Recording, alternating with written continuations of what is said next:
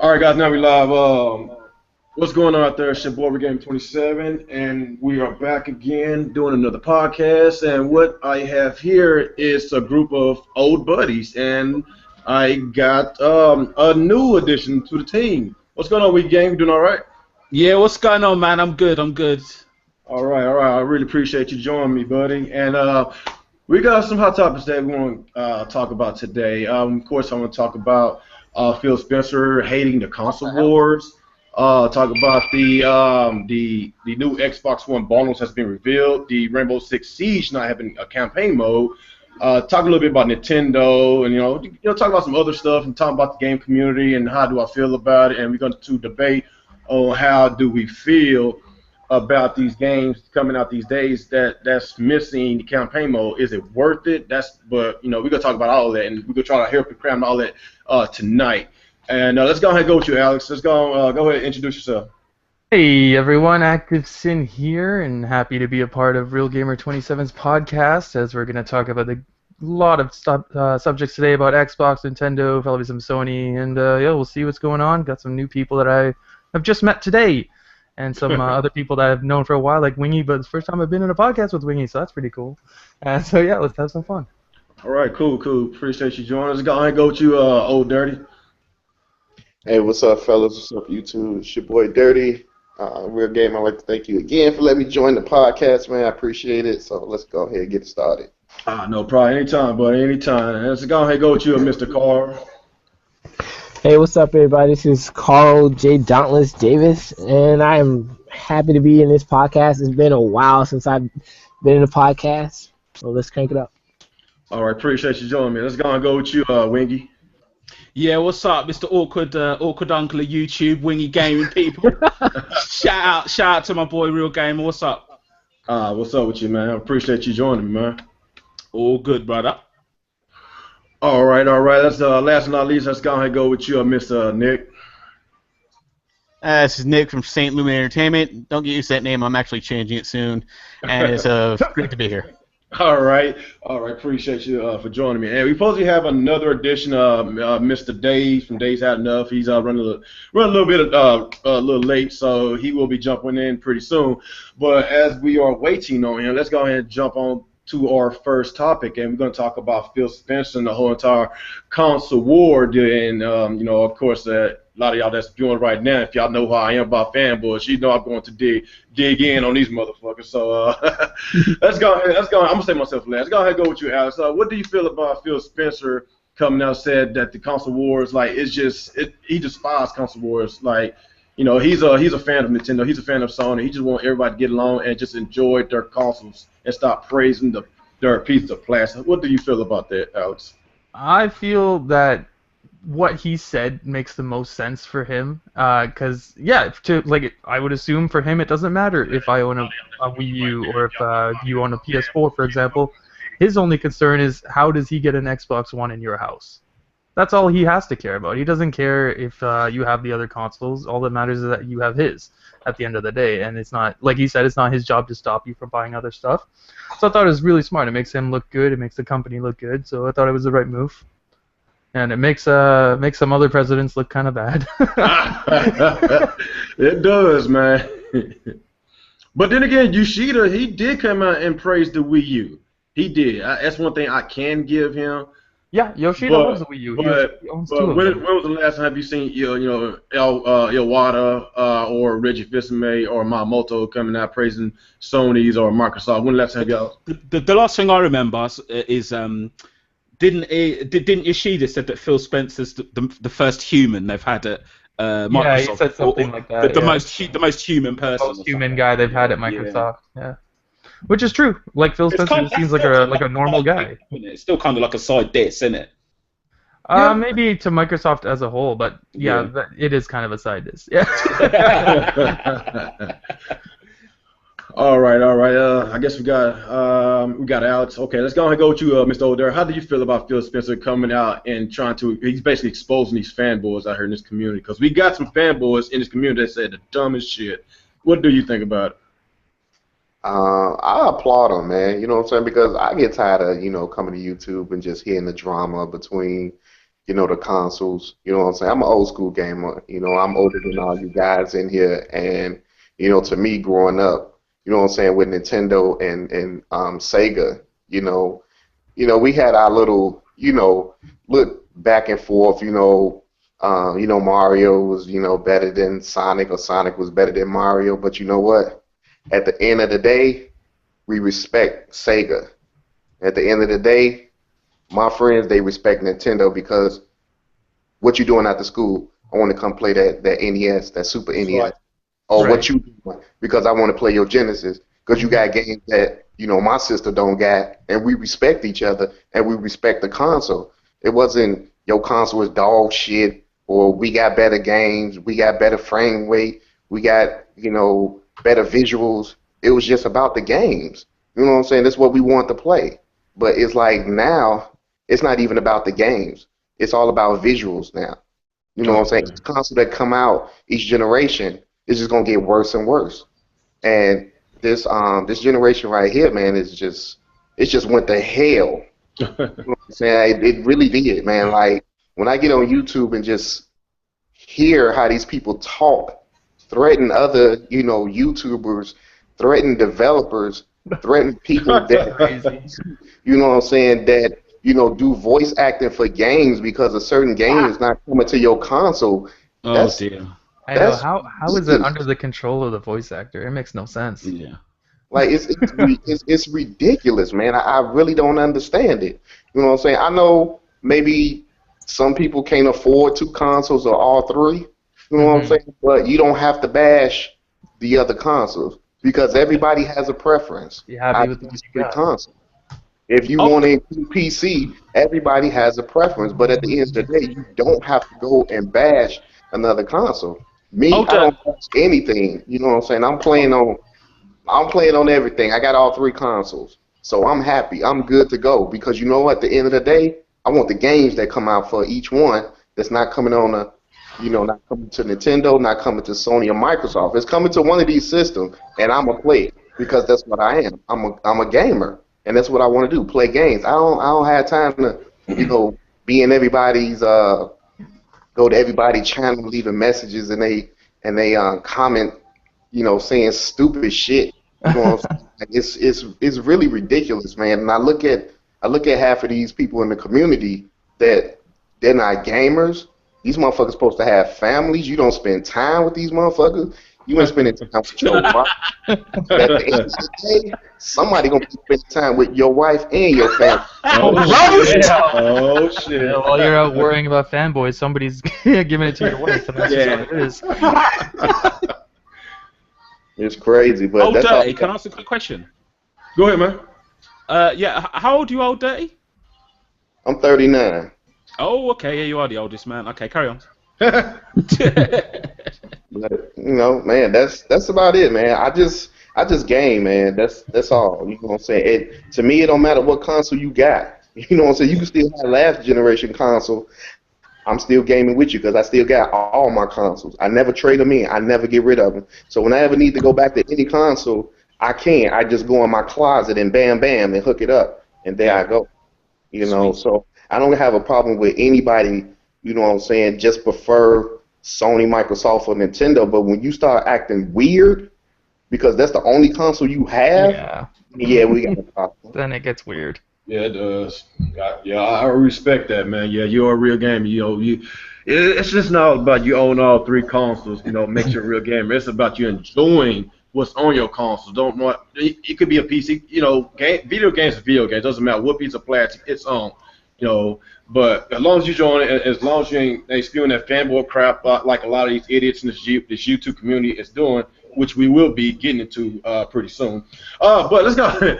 Let's go ahead. Go to you, Carl, before I do my little 2 cents about these fanboys. Well, a lot of you guys may find this embarrassing for the new guys that I'm meeting tonight.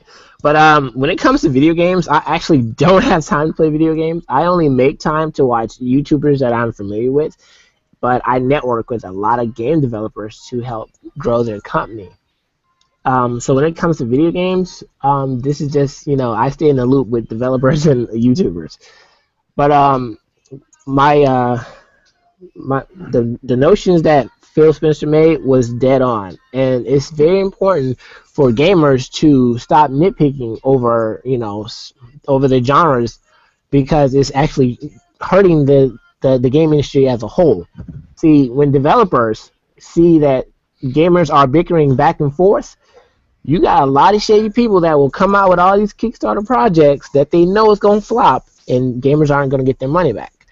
Also, when gamers want to bickering better at each other, developers will, they will Bungie and ActivesiN you, and that's the best way to put it. They will sell you guys that perfect pitch, sell you guys a shit load of lies. And if it wasn't for one of the big YouTubers that I'm following, which is Angry Joe, who's about to most likely going to hit 7 million views off of that one Destiny review, letting people know that this company is about to take all your money because they see you guys bickering. Because you got the developers from Halo making a game with similarities called Destiny, and they brought it to the PlayStation genre. And they knew that this was going to be a big war, this, that, and the third, and they took advantage of that. And, thank God people caught on to it and say, you know what, I'm not going to fool with this company anymore. So what Phil Spencer is saying, that if you guys actually stop the console war, you'll save more money, and these developers will start giving you guys the content that they're supposed to be giving you guys. And it just doesn't make any sense to bicker and batter, because it's damage control. So that is honestly my feedback on it. Oh, gosh, I appreciate you for giving your feedback. Let's go ahead and go with you with the game. How do you feel about Phil Spencer and the comments that he made? I think the best part about it is how everybody's sort of now, the channels that I listen to, some of them I listen to for entertainment, they're troll channels, they're all sort of backtracking like, well, you do know he wasn't talking about me. It's not me he was talking about. That shit is hilarious. Yeah, when it's like, no, he was talking about you. Just accept it and embrace it. He was talking about you. And I just find it's funny how they're all like backtracking now. I think it's hilarious. With regards to his actual comments, I think he's a genuinely nice dude, and I'm not sure how much he understands that to some people this plastic shit is life. Do you know what I mean? I don't know if he knows what it's really like on some of these channels. Do you know what I mean? Yeah, I got you. Do you know what I'm saying? Because I'm sure he's got people that go out and have a look and research. But I think when he's coming out and saying, I don't like people doing this and that, some of these people, it's their life. That's what they live for. So, yeah. I don't know. It's just the backtracking is the worst for me. I think it's cringy. Just own what you are and be happy with what you are. Don't try to say it doesn't apply to me. No, yes, it does. It's exactly what he said. It applies to you. If you got like upset about what he said, then chances are you're doing exactly what he said. That's just what it is.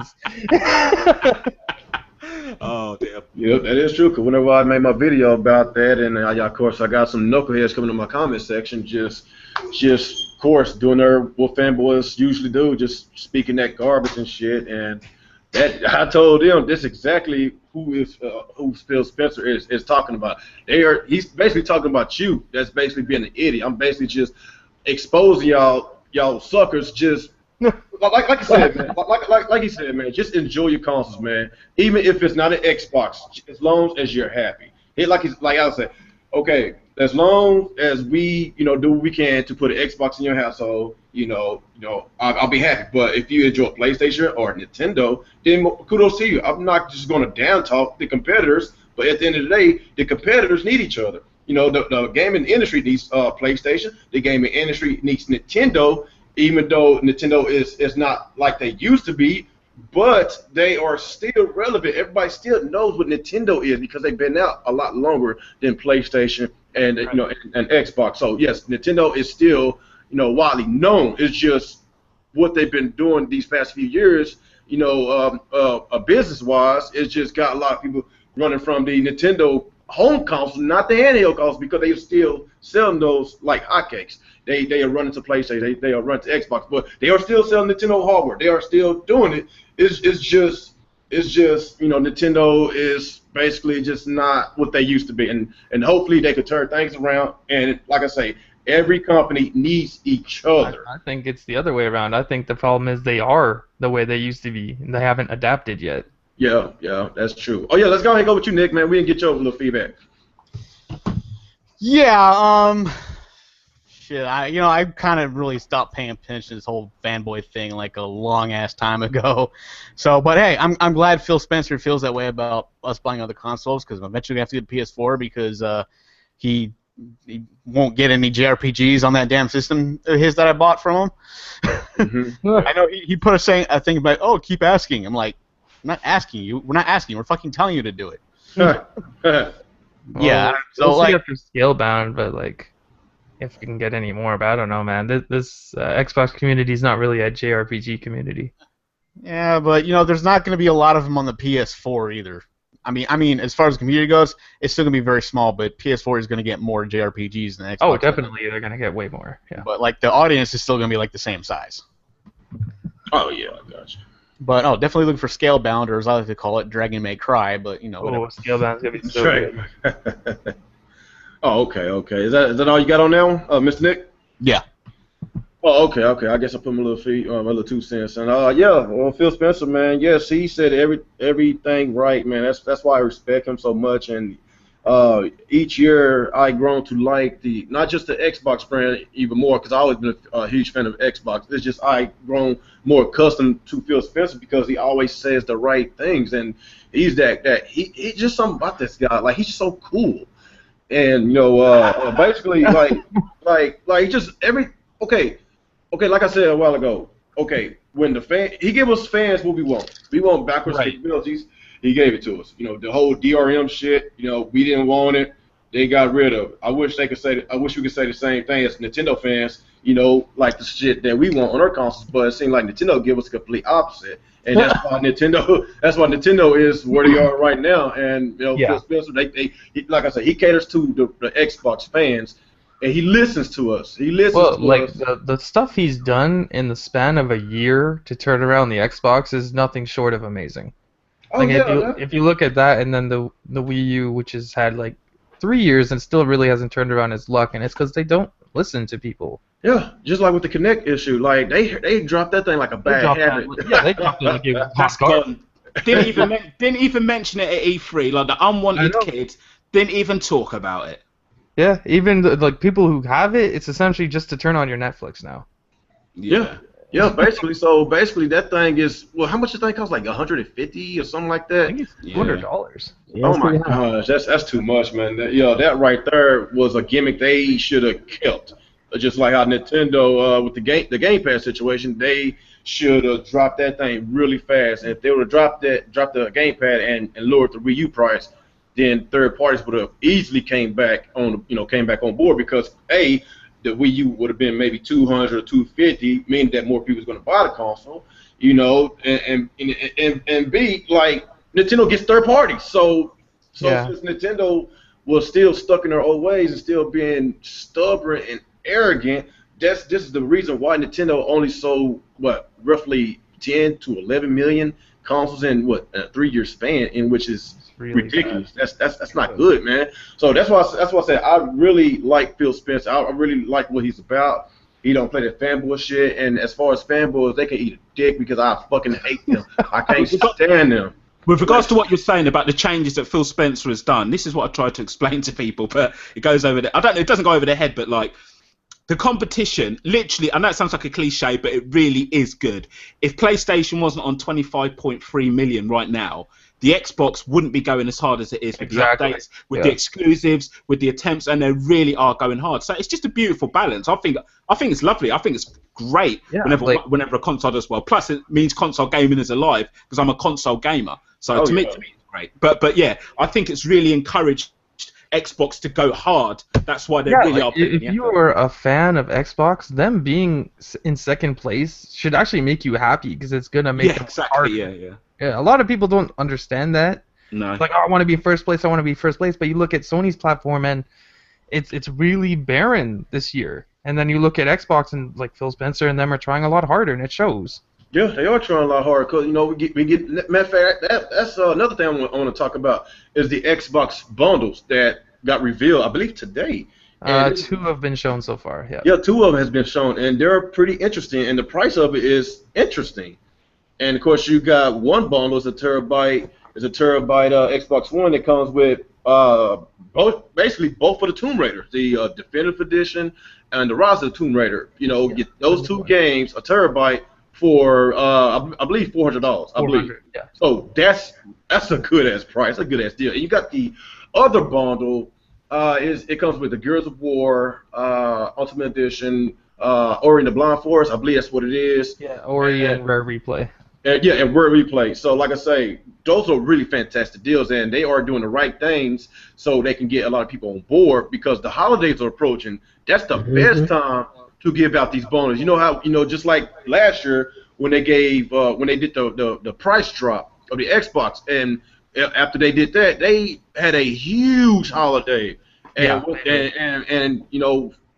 of course, we got Halo that's coming out, so that should help a lot to drive consoles. Not said this a long time ago. If the Xbox can't outsell the PlayStation this holiday, then it probably would never happen because as far as on the PlayStation side, exclusive-wise, only thing that I know that they're going to have is the Nathan Drake collection. Yeah. And of course, Persona 5 has been delayed, so basically their exclusive lineup is basically sparse for the rest of this year.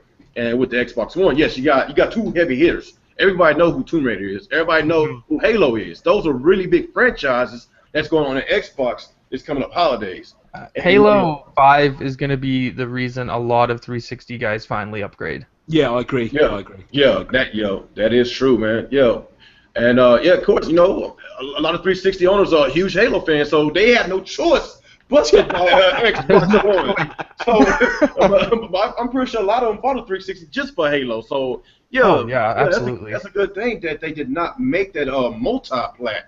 I'm glad that they did not do that. Halo multi-plat? No, like people say this a lot, but they sometimes people tend to forget this. Like Halo is Xbox. Like when you hear Xbox, the first thing you think Halo. Just like when you hear Nintendo, first thing you think Mario. Yeah, that's what it is. Yep, that is true. So, like I say, I see a lot of good things happening for the Xbox One this coming up holidays. What do you think about it, Alex? About the bundles? Yeah, about the bundles and the games, whatever. How do you feel about the Xbox One just coming up holidays? I think them launching 5 new bundles is pretty good. Good idea. And then they got the Forza bundle, then they got that wicked-looking Halo bundle. So there's a lot of choices. My only thing is from the 2 bundles we've seen so far. Obviously, there's 3 more because they're going to show 3 more. But these first 2, I was kind of under the assumption that they were going to be themed bundles, like a Tomb Raider themed bundle, maybe like Lara Croft or something on the actual Xbox. Oh, that would have been beautiful. See, that's the thing. If they would have done that. Sorry to cut you off, brother. Quickly. Sorry, apologies. If they would have done that, an actual Tomb Raider with my girl Lara Croft looking hot. Exactly. I've already got Xbox. I would have brought it just to have as a collector's, man. Yeah, that's the difference. Like, yeah, you can throw in digital games, and I'm not saying that's a bad thing. It's good. Like, some people, they don't want to buy a Forza bundle, for instance, and they want Tomb Raider, so this makes sense for them. But to give them that little extra bit and have their favorite character on the console would have made things so much better. Yeah, that would have been great. Oh, okay. That's all you got on that, Mr. Alex. Well, we have to wait till the other 3 bundles get shown, but I'm pretty sure it's going to be the same situation, just different bundled games. Okay. I guess before we get to Old Dirty, what's up, Dave? Go ahead and introduce yourself, man. Oh, how's it going, man? This is Dave's Had Enough 187. Sorry for being late. I was helping my neighbor do some shit with his carpets. What's up? Good, man. Nothing much, man. We just, just talking about Phil. No, we just finished up Phil Spencer. Right now, we're talking about. If you want to, you can go ahead and talk about both of them. We was talking about Phil Spencer. We thinking about the console wars, and the next one we talking about is the Xbox One and the bundles. If you heard about that today, 2 of them got revealed. And what's your thoughts and opinions about it? The bundles, they have the I think it's coming with Gears of War Ultimate, Ori and the Blind Forest, and the Rare Replay Collection. And you get a 1 terabyte for $400. Do you get the Kinect? No Kinect. I mean, that's a good deal. Either way, without the connector, you get 3 games, and if you really look at it, you're getting the Gears of War collection. You're getting like the Ultimate, you're getting all of them, Gears of War 2, 3, and Judgments. That's a really good deal. Yeah, and you actually end up with like 36 games in that pack. Yeah, so that's good. And then the Tomb Raider, you get both Tomb Raider games. I don't know how much that one is. That's also 400. Okay, that's really good. So I mean, I think it just all depending on what Sony's going to do. If they're going to really drop their console to $300, I don't know. That's a different story. And if they give you some games for $300, damn. I mean, that'd be like taking a big loss. I don't see how they would do that. Yeah, I don't see why they would when they're leading by so much. It doesn't make sense. Well, they're doing it in Japan, so why wouldn't they do it in America? They're not doing well in Japan. That's the difference. He's right. Japan is taking a big hit, you know. Sorry if I cut you guys off. A lot of people over there in Japan don't like that software. You know? Oh. I mean, think about it, it's Japan. So what is Japan, you know, they like computer games and PlayStation games. Yeah. Yeah, it's all depending on on Sony, but right now how things are, it's a really good deal. The other thing about Phil Spencer, I don't know why people are so upset about what Phil Spencer said. Is this about him saying that the console war is distasteful? Yeah. I think this could be, like, some people are saying that this was something that Phil Spencer did. Like, didn't Phil Spencer also say there was going to be he predicted a price drop for the PS4, and people said that possibly could have been a move to hurt Sony? He did that too? Yeah, he did say that. I think so. I believe so, yeah. Yeah, he said they might drop their price. Oh, yeah, there's so much news with Phil Spencer, but I just think the console war is getting a little crazy. I think this is more for, like, IGN and GameSpot and fanboys. They all love it. You know, I don't really. I mean, I got both consoles and I like them, so I mean, I don't really care about the console war really. But I mean, I just think it's just some news. They needed news that week, and that was the big news, I guess. It's not that big a thing. I think they'll blow over with whatever else is going to happen within the next month. So. Yo, Dave. That's my thoughts. That's your thoughts? Oh, okay. Dave, can you hear me, bro? Yeah, I hear you. What's up, brother? Good to finally speak to you, man. You're a legend of YouTube, Dave, man. Big fan of your shit. Oh, thanks, man. Yeah, I wanted to join your podcast the one time, and I didn't see your I didn't see where you left. I saw your comment later on. You wanted me to join your podcast. Yeah, I wanted. I'll join one. Any in the future, if you have one, just let me know on Google Hangouts messages. Yeah, man. Big fan of yours, man. Keep going, brother. You too, buddy. Your channel's great, man. Thanks, buddy. So sorry. It's all good. It's all good. Okay. Okay. We already did Alex. Let's go ahead and go with you, Mr. Older. What's your thoughts and opinions about the Xbox One bundles? I mean, it's a good move, you know what I'm saying, for Microsoft to come out with some bundles. I mean, PlayStation is doing it, and it was doing well, especially that Batman edition. That looked nice, you know what I'm saying? Then they had like the 20th anniversary PlayStation.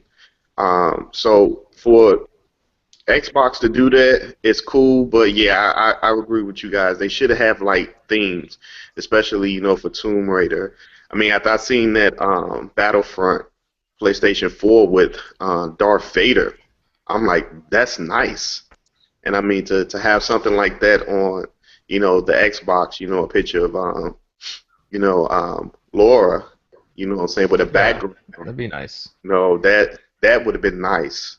I mean, they could have kept it all black, and they could have took the glossy part and put her, you know, climbing up the snowy mountain. Yeah, that'd be wicked. Made that whole glossy big side, left side of the Xbox One of Laura doing that. That would have been nice. You know, to see that. You know what I'm saying? A snowy backdrop on that glossy black.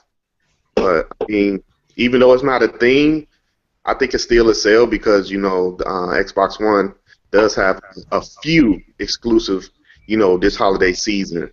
So, I mean, it's a good move that they're doing that. Oh, okay. We got Alex, we got Old Dirty. Did we get you, Mr. Carl?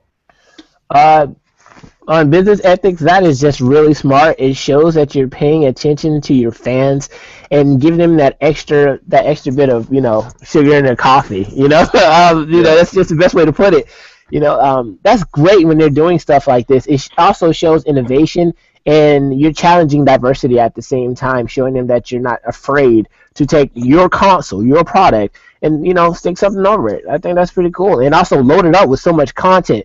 To be honest with you, that's great. That helps repair a lot of the damage of the shit that's been going on. I hope it continues. Yeah, you're right. That's kind of repair some of the damages that Microsoft did to themselves before the start of their generation. You know, first of all, the price of the console, the DRM, it hurt. It really hurt them badly. And I remember whenever Microsoft announced their price, that's when the PS, the PlayStation, the big wigs was high fiving each other. That shit was funny as hell. But yeah, that's why I'm saying I'm a huge fan of Phil Spencer because he turned things around, and right now it's looking really positive on the Xbox side. I ain't trying to sound like a fanboy. I'm just saying I'm just basically just being real. If I see good deals, if I see them actually trying to cater to us, giving us what we want, then I'm gonna keep on supporting them. But if I'm gonna continuously and you know support a company. But you know, of course, you know how these fanboys are. They will support the company, take bullets for it, even though they are continuously getting fucked in the ass.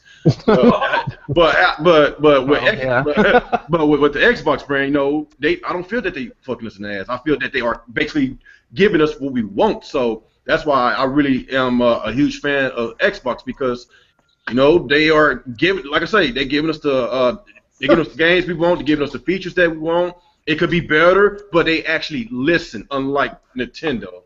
But anyway, let's go ahead and go with you, Mr. Wingy, about the Xbox One bundles. Xbox One bundles. Basically, what I sort of interjected with, if they would have done an exclusive with a picture of Lara Croft or something like that on the actual box, I think that would have been better. But with regards to the deals, I think it's great. I think, like Dave said, you know, Xbox and Phil Spencer are doing all that they can, but I still think it's just going to be difficult. I think, as you referenced E3 2013, I think that still, to this day, has stuck with them, the whole DRM thing. And I think, sadly, they can do all the sort of bundles that they want. I don't know how well it's going to do for them sales-wise. Even with Halo 5, I still don't know. I really don't know. Only time will tell whenever after the holidays, because you know post-holiday, of course, Halo and Tomb Raider already came out, so only time will tell, and we're gonna actually see exactly how much the Xbox One brand match up. You know, next year though, March next year, brother. I'm looking at your avatar. For me, it's all Street Fighter. All Street Fighter. Yeah, that's what I'm saying. Yeah, that's another topic. Dave, brother, you better be up on that Street Fighter shit. Yeah, I can't wait. You know, I can't wait to get my I can't wait to get my PS4, man. I cannot wait, man. Cannot wait. I enjoy it. Well, do you guys think that, you know, I think it looks like this. You know, this holiday, Microsoft has like a really great lineup when it comes compared to the PlayStation for, you know, exclusives. You got Forza 6, Gears of War Ultimate, Tomb Raider, Rise of Tomb Raider, and you got Halo 5. If this holiday don't move consoles, I don't know what will, and it would be a very bad sign if this holiday don't move consoles. Totally agree, it's going to be really bad because Halo, I mean, that should move at least 3 million to 5 million consoles. Yeah. This should definitely close the gap, you know.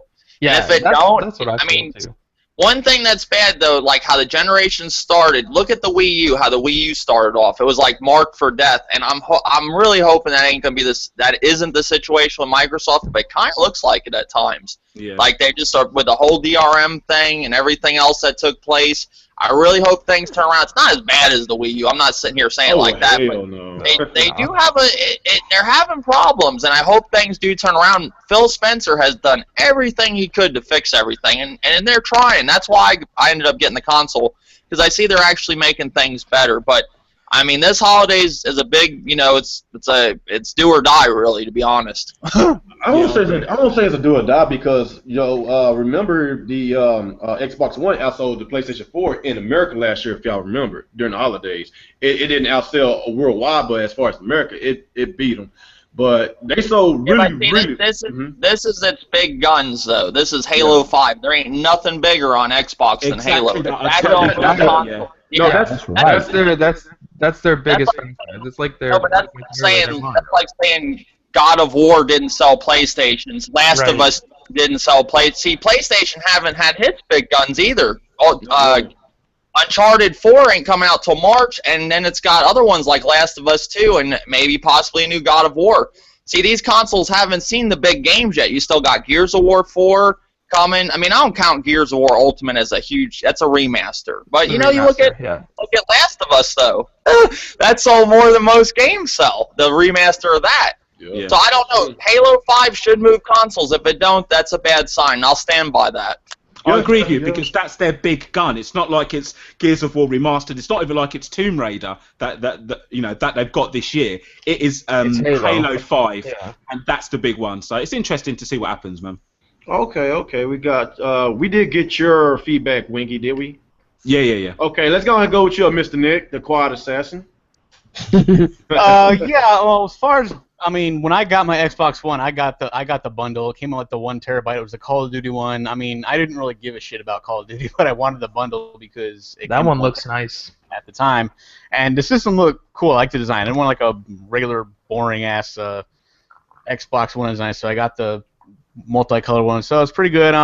If I didn't get one last year, I might have got one this year, like the Gears or the Halo bundle. And any bundle actually looks good. There's like the Forza one. There's the Gears one. There's the Halo one. Like they have a lot of good bundles out there.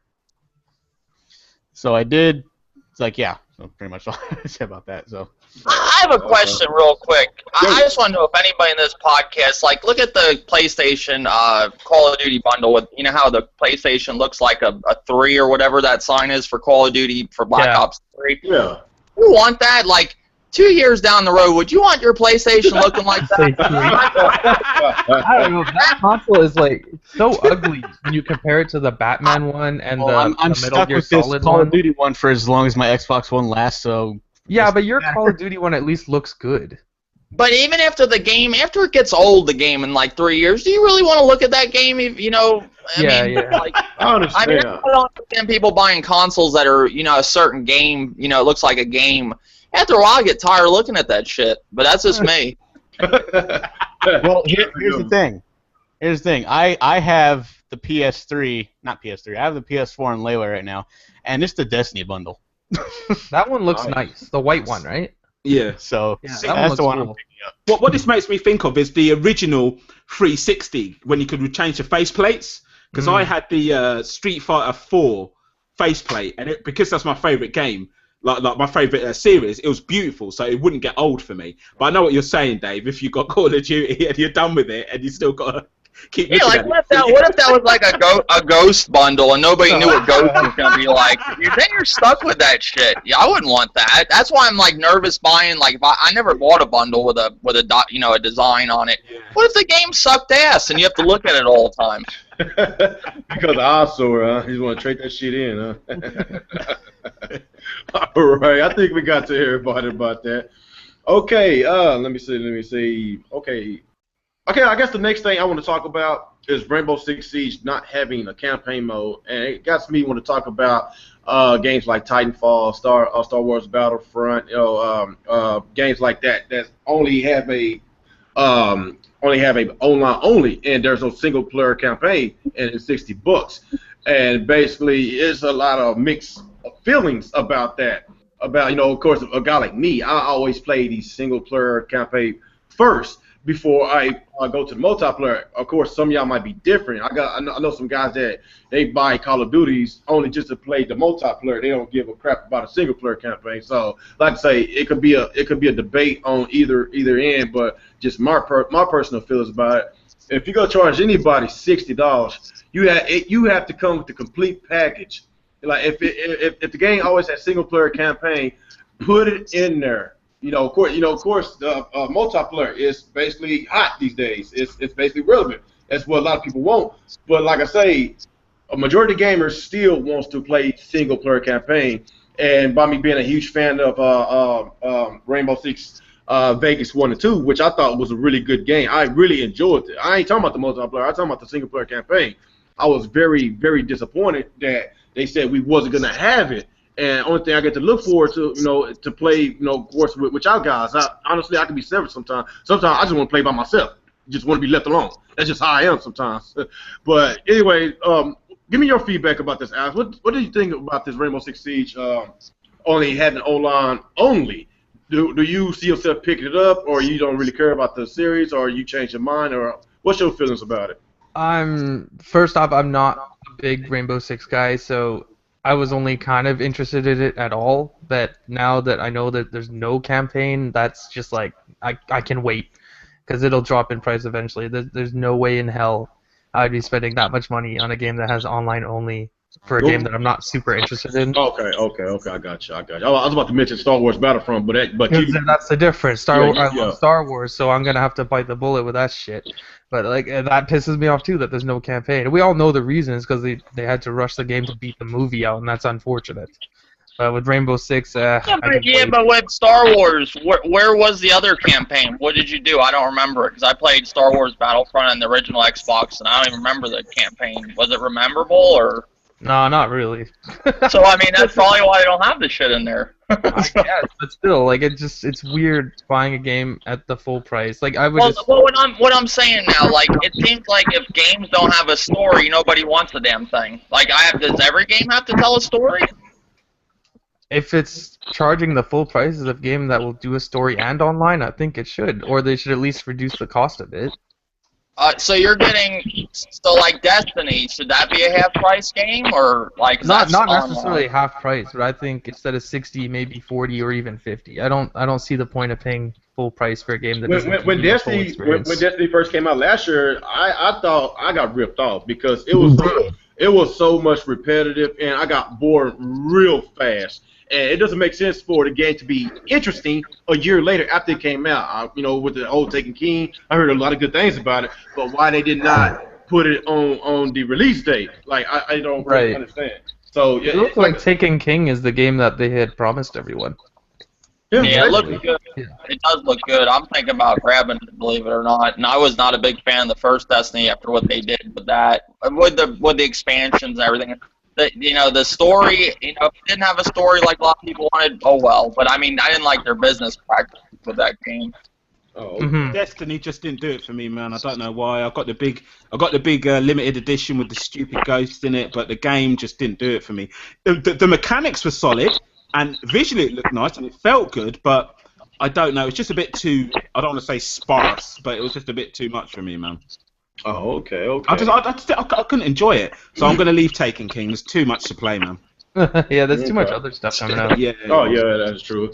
Let's go with you, Mr. Older. What do you feel about the whole entire these video games coming out these days without without the single player campaign? And I do want to kind of touch upon the Black Ops 3 on last gen not having the single player campaign, but I'm gonna say that for a different topic. Just let me know how you feel about this subject.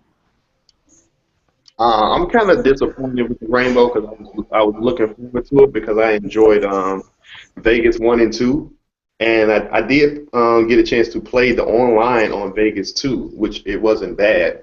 But I pre-ordered the Gold Edition, and that's like $89 for the Siege. And now I'm kind of thinking, I'm like, okay, if you're not going to put a campaign in there, which I would like, but I'm going to still play the multiplayer, but I'm a guy that go to campaign first and then multiplayer second. Okay, if you're not going to do that, either lower the price or that season pass that comes with the goal, there should be no downloadable content for this game. Every downloadable content that you have for the future for this game should be on that fucking disc. Day one. You should not have no DLC for the future. All that DLC that you got ready to come out 2 weeks, a month, 2 months after the game come out, you might as well just throw it on a disc. And if you're going to keep it at $60, yeah, you better put everything that you was going to put for downloadable content on the fucking disc for day one and call it a day. If you want to do some maps 6 months down the line, do it. But this season pass that you're trying to get people to buy, you might as well add it on the disc or put it in, package it in with the game, and say, here you go. Because to me, if you don't have a campaign and all it is a multiplayer, and Rainbow Six has always had a campaign, and if you're not going to lower the price, season pass should be in the game when you buy it for $60. I doubt that. Honestly, you got that's another thing that really pisses me off. You got these fanboys going to war with each other about the consoles. Why don't they go to war with these damn developers, with the gaming industry? like and just Too busy talking about resolution. That's what I'm saying. They're too busy considering whose pee is bigger than somebody else's. Yeah, basically, like, vote with your wallet. Don't buy the shit and stop going to war with each other. Talking about, yeah, this game's 900p, this game's 1080p. You know, it just a little bit. It looks a little bit better than this game on this console. You know, they're both broken. yeah. They don't want to vote with their wallet and go against, you know, these developers because Microsoft and Sony. The only thing on their consoles are third party. So they don't want to, the fanboys don't want to go against third party because you know what? They don't want their console to wind up like Nintendo with no third party. Because without third party, there's nothing on PlayStation or the 3. Where are these guys going to go? They're not going to make their games for Nintendo. They can only make their games for Sony and Microsoft. Oh, yeah. Okay, so we got you, you finished on that topic, Ms. O'Dare? Oh yeah, I think they should. I think they should just have a campaign. I mean, if they're not going to add it, then that season pass, whatever you got for that season pass, should just be automatically on the disc. If you're going to charge $60, if you're not going to do it, lower the price. Yeah, that makes sense, man. Lower the price. So I'm on the fence. Of should I get this gold edition season pass? I'm on the fence now because if they not talking about lowering the price, I don't know. I really don't. You know they're not gonna lower the price, man. No. No, these fanboys too busy arguing about who got the biggest dick while they're getting raped in the ass by these developers. So it ain't gonna never happen. What is all this arse and dick talk, bro? Who's right? He's so right, though. That is true. What podcast is this, man? That is true. I mean, I network, man, and all right, this game's got to wake up, man. Yeah, they do. Okay, let's go with you, Mr. Carl. What do you feel about it? All right, before I get started, everybody nice and comfortable. Everybody sitting, because I'm about to talk on this one. Oh shit. Now, go ahead. The fact that this game is coming out and they want to charge you full price for it is also just a load of shit, because you're paying for 2 pieces of plastics and a flat ass book that ain't gonna tell you nothing inside. And back in the day, I remember my first, and it was my first game. It was the highest. My mom was like, "Ooh, that game was so high." It was Virtua Fighter 4, and that game was heavy. I picked up that case, and the whole damn thing with my little hands had weight to it. For $25, them developers put all that work into that game. I mean, I was a beast. I studied that game from head to toe. Now they want fans to do the same thing, and don't realize that more and more people are catching on to the chain reaction of buying games that are online only. You know what? I also gotta apologize, even though he's dead. Rest in peace, Tom Clancy, because I'm a big fan of him and all his work. And with Rainbow Six, with him passing on, who knows who's really in charge of the company now? But this is something that Tom Clancy wouldn't even do, because he's a big storyteller. Right. He's a big storyteller, even in his games, in his movies, in his books. Tom Clancy loves content. He tells it from the truth, from the bottom to the top. Tom Clancy gonna give you the best of the best details. So this is not a Tom Clancy move here. This is some asshole that doesn't know the history of Tom Clancy, even if they're a grandchild. Shame on them. Shame on them. You are not honoring the death of Tom Clancy. And granted, he died in peace, but still, you're not honoring Tom Clancy. And Rainbow Six has always had that trend of telling good stories. I mean, my God, I have never played a Rainbow Six game and been disappointed with that story. I've always had fun with the story, getting to know the teammates, and this is awesome. But the fact that you're just changing it up and not realizing that, you got to understand, and I am comparing when I say Destiny, a game which sold 10 million copies in the first week. That game sold not only 10 million copies, but let's also look at the cause and effect of every damn YouTuber out there saying this is a bad only online experience. There's hundreds of thousands of videos out there with the same thing about Destiny. Don't buy the game. They're ripping you off. Don't touch online only games.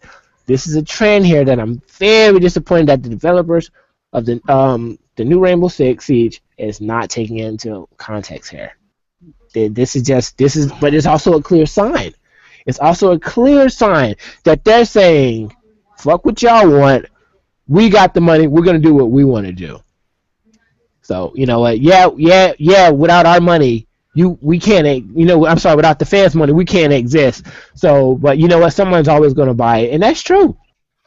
You're gonna always have these kids going to their parents. Ooh, mom. Even though I was a kid, though, I investigated every game I wanted before getting my hands on it. I knew it was something that I wanted. It's not like that today. Nowadays, parents do anything to shut their kids up. Here, just take it. And that's how it is. It's true. That's how it is, and I hate seeing things like that. You can't beat your kids anymore. You gotta distract them. That's it, and it's sad because they got all these laws out. I'm not going to get into that, but y'all know these damn laws that they got against parents now for chastising their kids. But it's just crazy how these developers are just not listening to their fans. And in my opinion, because it is a online-based only game, this is why I revert back to only RPG games that give me just as much content online and offline. In fighting games. Fighting games are just as good because you can play them offline. If it was the only online fighting game, I wouldn't touch it and I would piss all over it and I would use that disc when I got done washing it off as a cup holster. Preach! And I'm just being real. Because it sucks that I don't play games, but because I paid so much attention to all you YouTubers and mostly the developers, and I talking with these developers and seeing the plights of how the game industry is going down, and the developers that I network with are actually trying to repair the game industry. So this is the cool thing that I do, and it pays off in the long run. Carl, can I ask a quick question, brother? Yeah. So sorry to interrupt you. Just ask a quick question. You said at the beginning you don't play games. What do you mean by that? If you've gone off them, you stop playing them, or? Oh no, I just stopped playing them. I just don't have time. Video games take up so much time. Do you play them a bit, just not a lot? Is that what you mean? Well, when it only comes to playing games, I only have time to play maybe a quick game on my cell phone. But that's it. But I'm a huge I'm just calling up Black Bond at the moment. Hold on. When my PlayStation 3 crashed on me, I had and every time I'm saving up to get a PlayStation 4, something always goes wrong. My car, my cell phone went out. It was just a big crappy mess. Okay. So I just say, you know what?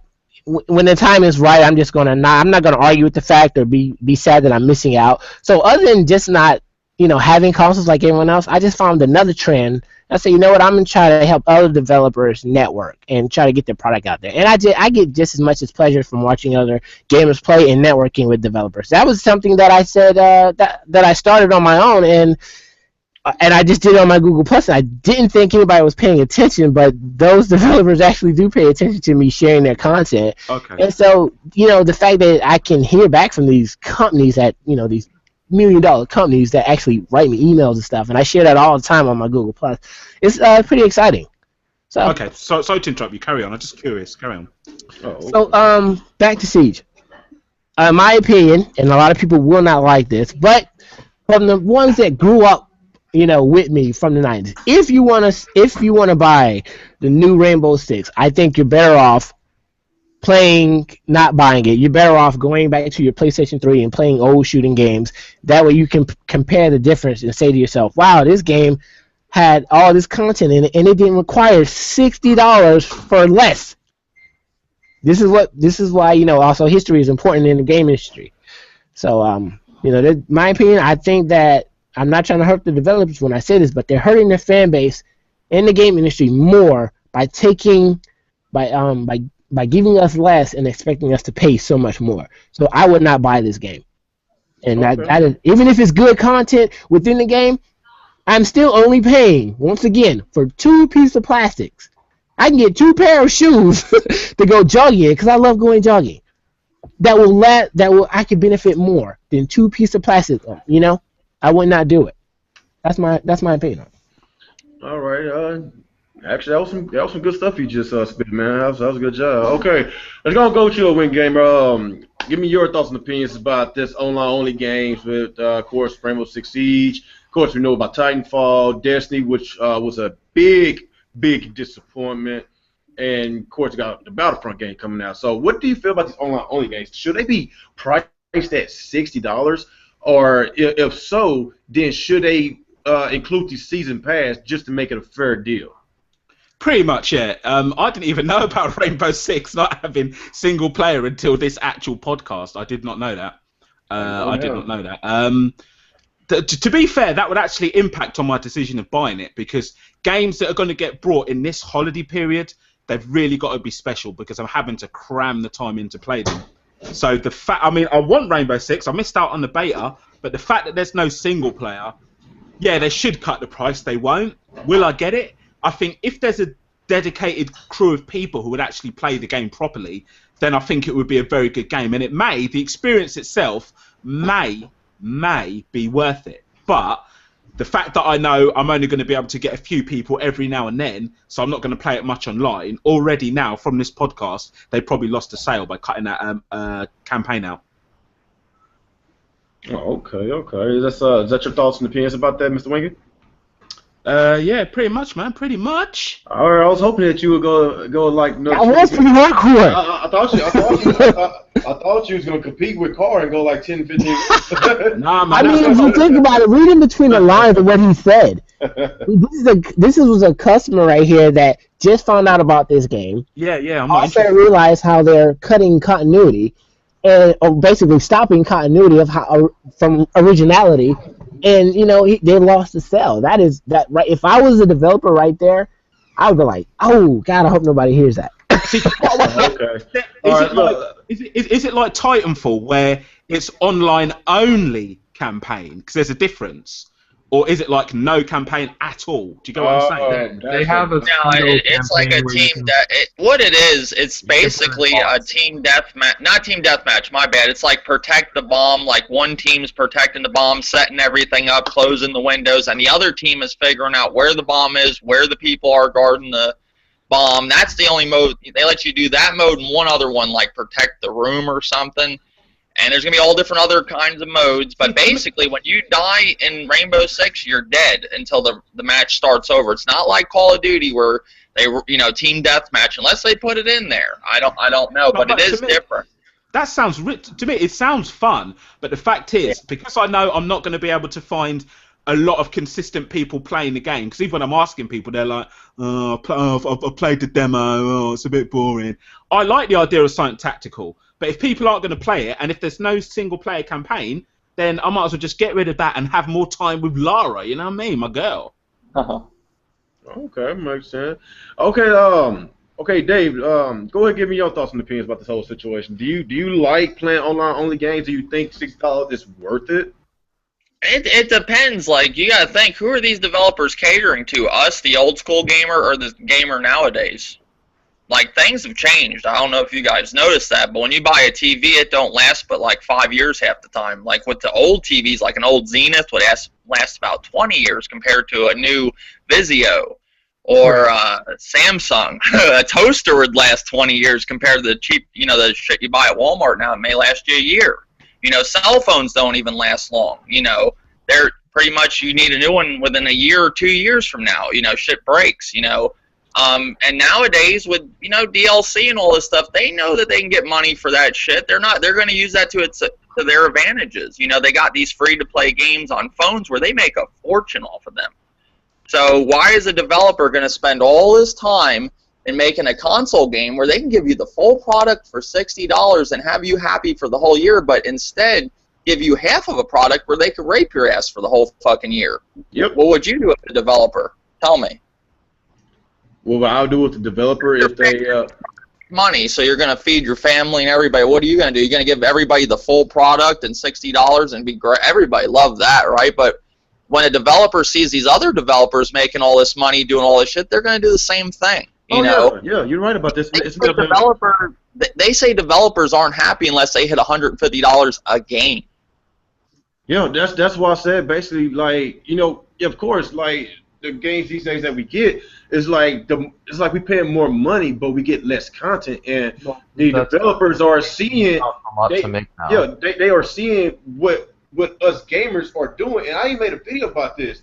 I said the gaming industry is bad because we are at fault for falling for the foolishness for spending all this money, basically spending maybe up to $200 for a game. Get the collector's edition. You get the little statue or poster or whatever. You spend that much money on one game, and these developers, they are looking at what we're doing these past few years, and after they saw all that damn ass scraping they've been doing, they just keep getting worse and worse and worse. And this generation, that's when we start getting these online-only games, these broken games, these glitchy games, and with the fanboy war that's going on, like the fanboys is too damn blind to see what the hell is going on in this industry. They are too blind to see that we are getting ripped off. They so busy talking about the resolution gate. They're too busy just dogging each other's consoles. But at the same time,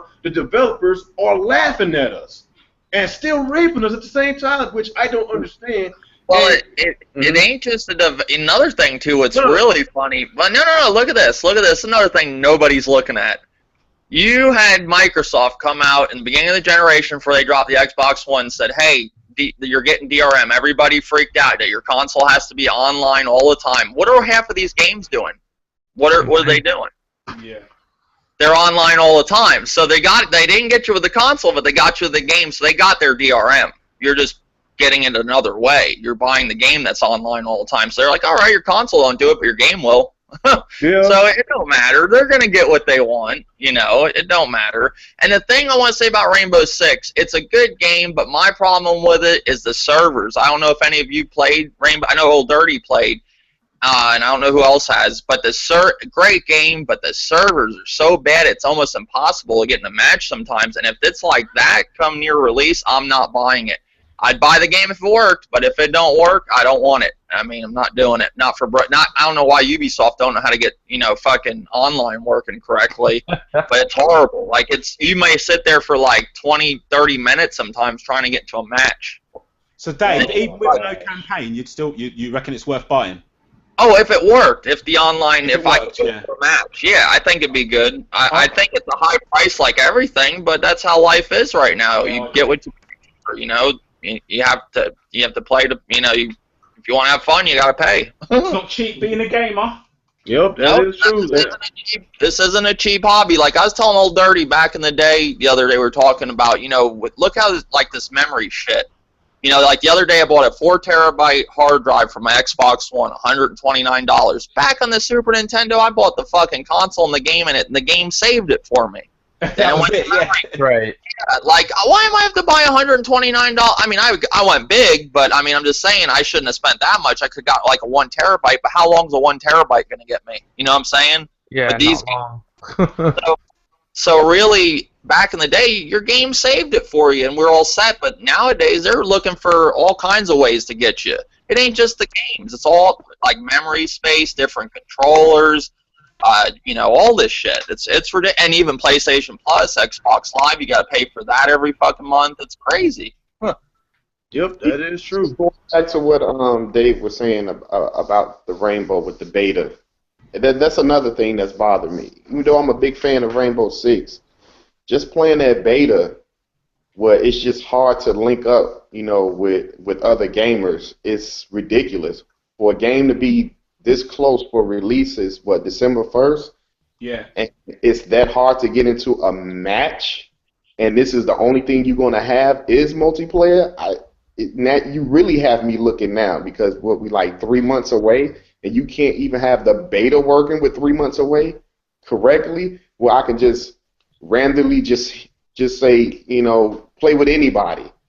And it's taking forever to find a match or to link up with somebody. That's another thing. Like, I'm on the fence about. Not just because they don't have a campaign, but man, like Dave said, if these servers are not working, like this beta, that's kind of scary. You know what I'm saying? You paying that much for a game, and you can barely get on and play. Just not with strangers, with random people, but with your friends. Because you have a hard time, sending an invite to your friend, and they getting into your match. Yeah, the servers are fucked up in that game. I'm talking like really bad. And you would think with how this game's already been delayed, so you would think they would have it somewhat all right. But I tried it last night again, and I was trying to live stream it too, so I have it on. It's recorded on my Twitch channel. You can go look. I couldn't even get into a room. So that's not good. That's the only thing is I'm buying with Old Dirty. I'm buying the gold edition. I got it pre-ordered and everything, but I'm also buying Star Wars, Halo 5, Tomb Raider, Uncharted collection. I bought Forza 6. Every game that's pretty much came out. And What's on the gold edition? I will. What's on the gold edition extra? You get the whole season pass and everything. You get the and one thing people ain't talking about. Yeah, boo-hoo, there's no single player, but if you buy the Xbox One edition, you get Vegas 1 and 2. And that has two campaigns, so get over it. Let's get real. That's good, yeah. But if you're on PlayStation, you don't get that shit, so I feel sorry for them if they wanted a campaign, but you're getting 2 campaigns outside of things. You do make a good point. Yes, you do get 2 free games, so it kind of makes the purchase worth it on the Xbox side, but on the PlayStation side, knowing how their servers be out, I don't own a PlayStation, but from what I hear that the PSN is a lot worse than Xbox Live. And yes, Dave, what do you think about that? How's the service between PSN and Xbox Live? Well, which online do you prefer? They're both. I'm gonna be honest with you, and I take a bullet saying this. Xbox is a little bit better. It's the same, but I'll say one thing: with Rainbow Six, both servers are fucked up on that. Both sides. Okay. One, I heard because I have my subscribers. They'll come over and tell me, and somebody told me the other day, it was kind of funny. I bought NBA 2K for the Xbox One, and they said, "Why did you do that?" like I bought the version for the Xbox One, and it's like I'm supposed to buy that for the PS4 because they know I got a PS4. I buy whatever I want to fucking buy. If I have people, I can play with it on the Xbox One. Nobody I knew was getting it on the PS4, so I'm gonna go where people are playing it. But besides that, the resolution, Dave. The resolution. Yeah. But I'll be fair, PlayStation has stepped their game up over the years. It's not quite as good as the Xbox One on online. We all know that's how Microsoft is. They have the better online, connection. It's always been like that.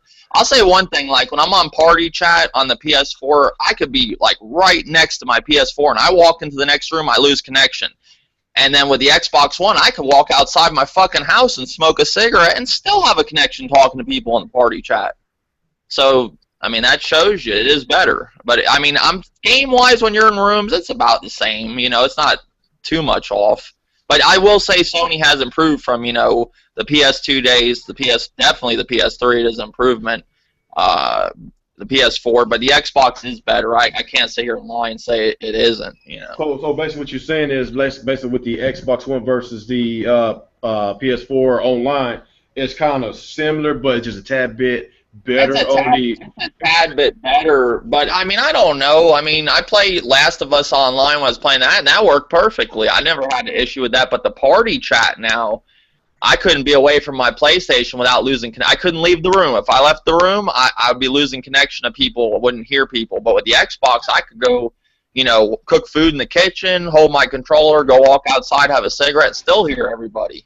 Now, I did not know anything about that. Because whenever I was on the chat with you and Old Dirt the other day, I was in the kitchen myself getting something to eat and going in my bedroom, and I was having good connection with y'all. So I didn't know anything about the PSN having connection issues like that. If you go back about 10 feet away from your living room, I did not know that. So that's all. Other thing with the Xbox, the Kinect versus the PS4 camera stomps that shit. It just does. I'm just being honest. The Kinect, if I wanted to actually have the PS4 turn my games on, it would do it correctly. But to be fair, the Kinect does do a lot more stuff. But I hooked it up actually to the TV the other day and was giving it commands and shit. I would say about 70% of the time it hits the right command out of 100%.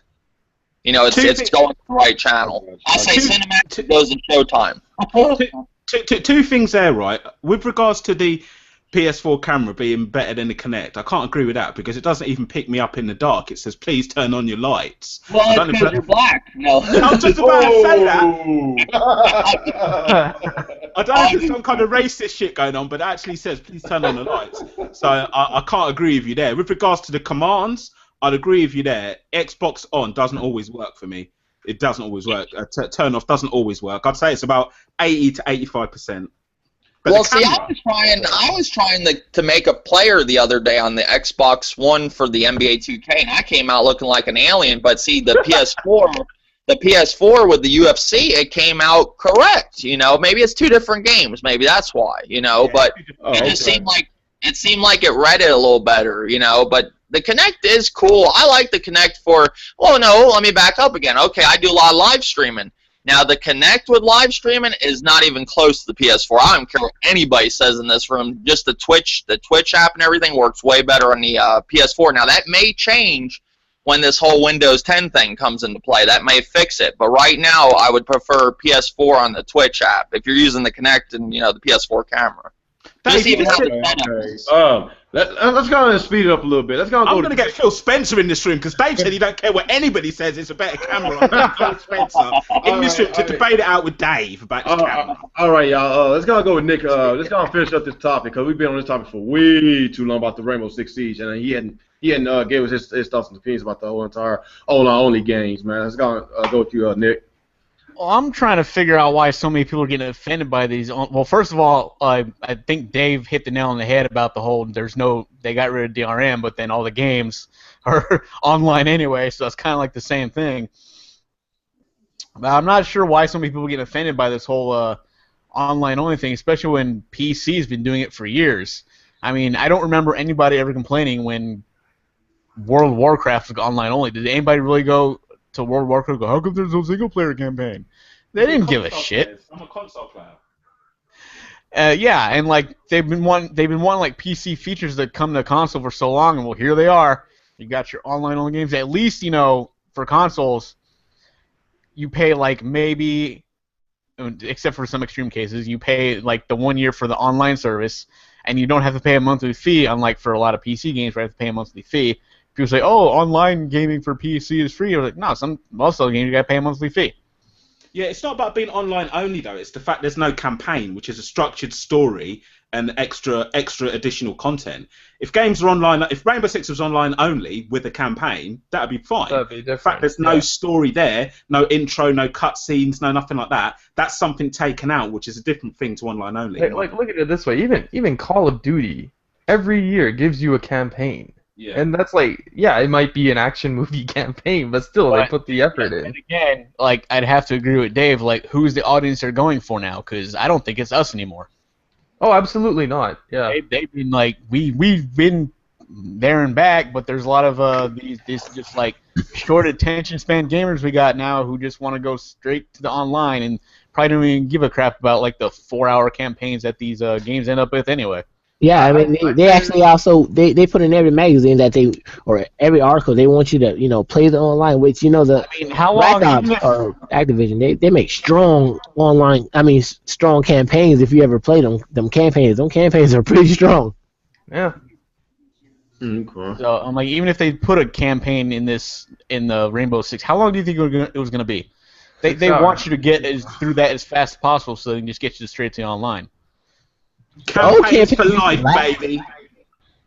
Oh, yeah, I like my campaigns. It's just online. Need for Speed that ain't even fucking a game like that. I used to have a single player. Now that's online. Even Rivals was like that. It was like I know there was like an offline thing, but it was worthless. It was like the whole game was fun online, but the new Need for Speed is online only, and that was never like that. So that's another one that people don't even talk about. And I'm sure people wanted, their game like, Most Wanted, where it had an offline story, like you find the different racers and shit. Now it's an online-only game. See, shit like that, man, they kind of tarnishing their fan base because Need for Speed's been out since the PS1 days. And, of course, the older, hardcore Need for Speed fans going to be pretty pissed off about that because I didn't even know about that until you told me, Dave.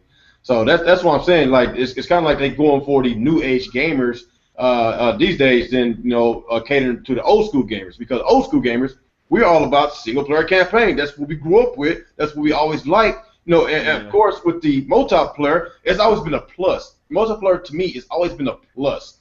You know, the main ingredient, you know, the main event to me, my opinion, it's always been a single-player campaign. You know, don't matter if it's Call of Duty, Battlefield, I always do single-player campaign first.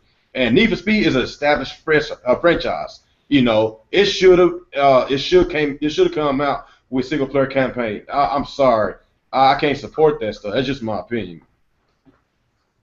But let me back it too. That one is online all the time, but it does have like a single-player campaign that's what online. I'm talking about. That's what I'm talking about. Yeah, it has one. It's one of them cases. Now there is online games that don't have a campaign, like Rainbow Six, and there is ones that are online, like Need for Speed, that does have this little campaign story. So that's a different case. Yeah, we're talking about actually having a campaign at all, not having to be connected to the internet to use it. That's irrelevant. I have a question, guys. Like I asked earlier, if a game doesn't have a story, that's like a game like Rainbow Six and Call of Duty, is it not good to you guys, or does a game always have to? Does Mario always have to save the princess? It doesn't have to have a story. For me, it's like the principle of it. If I'm going to pay full price for a game, I want the option of if I'm going to hop into a campaign or not. I got Battlefield 4 for PlayStation 4 on release. All I did was go online, but I always knew the campaign was there, and that factored into my choice, because then I've got an additional, quote, extra game, so to speak,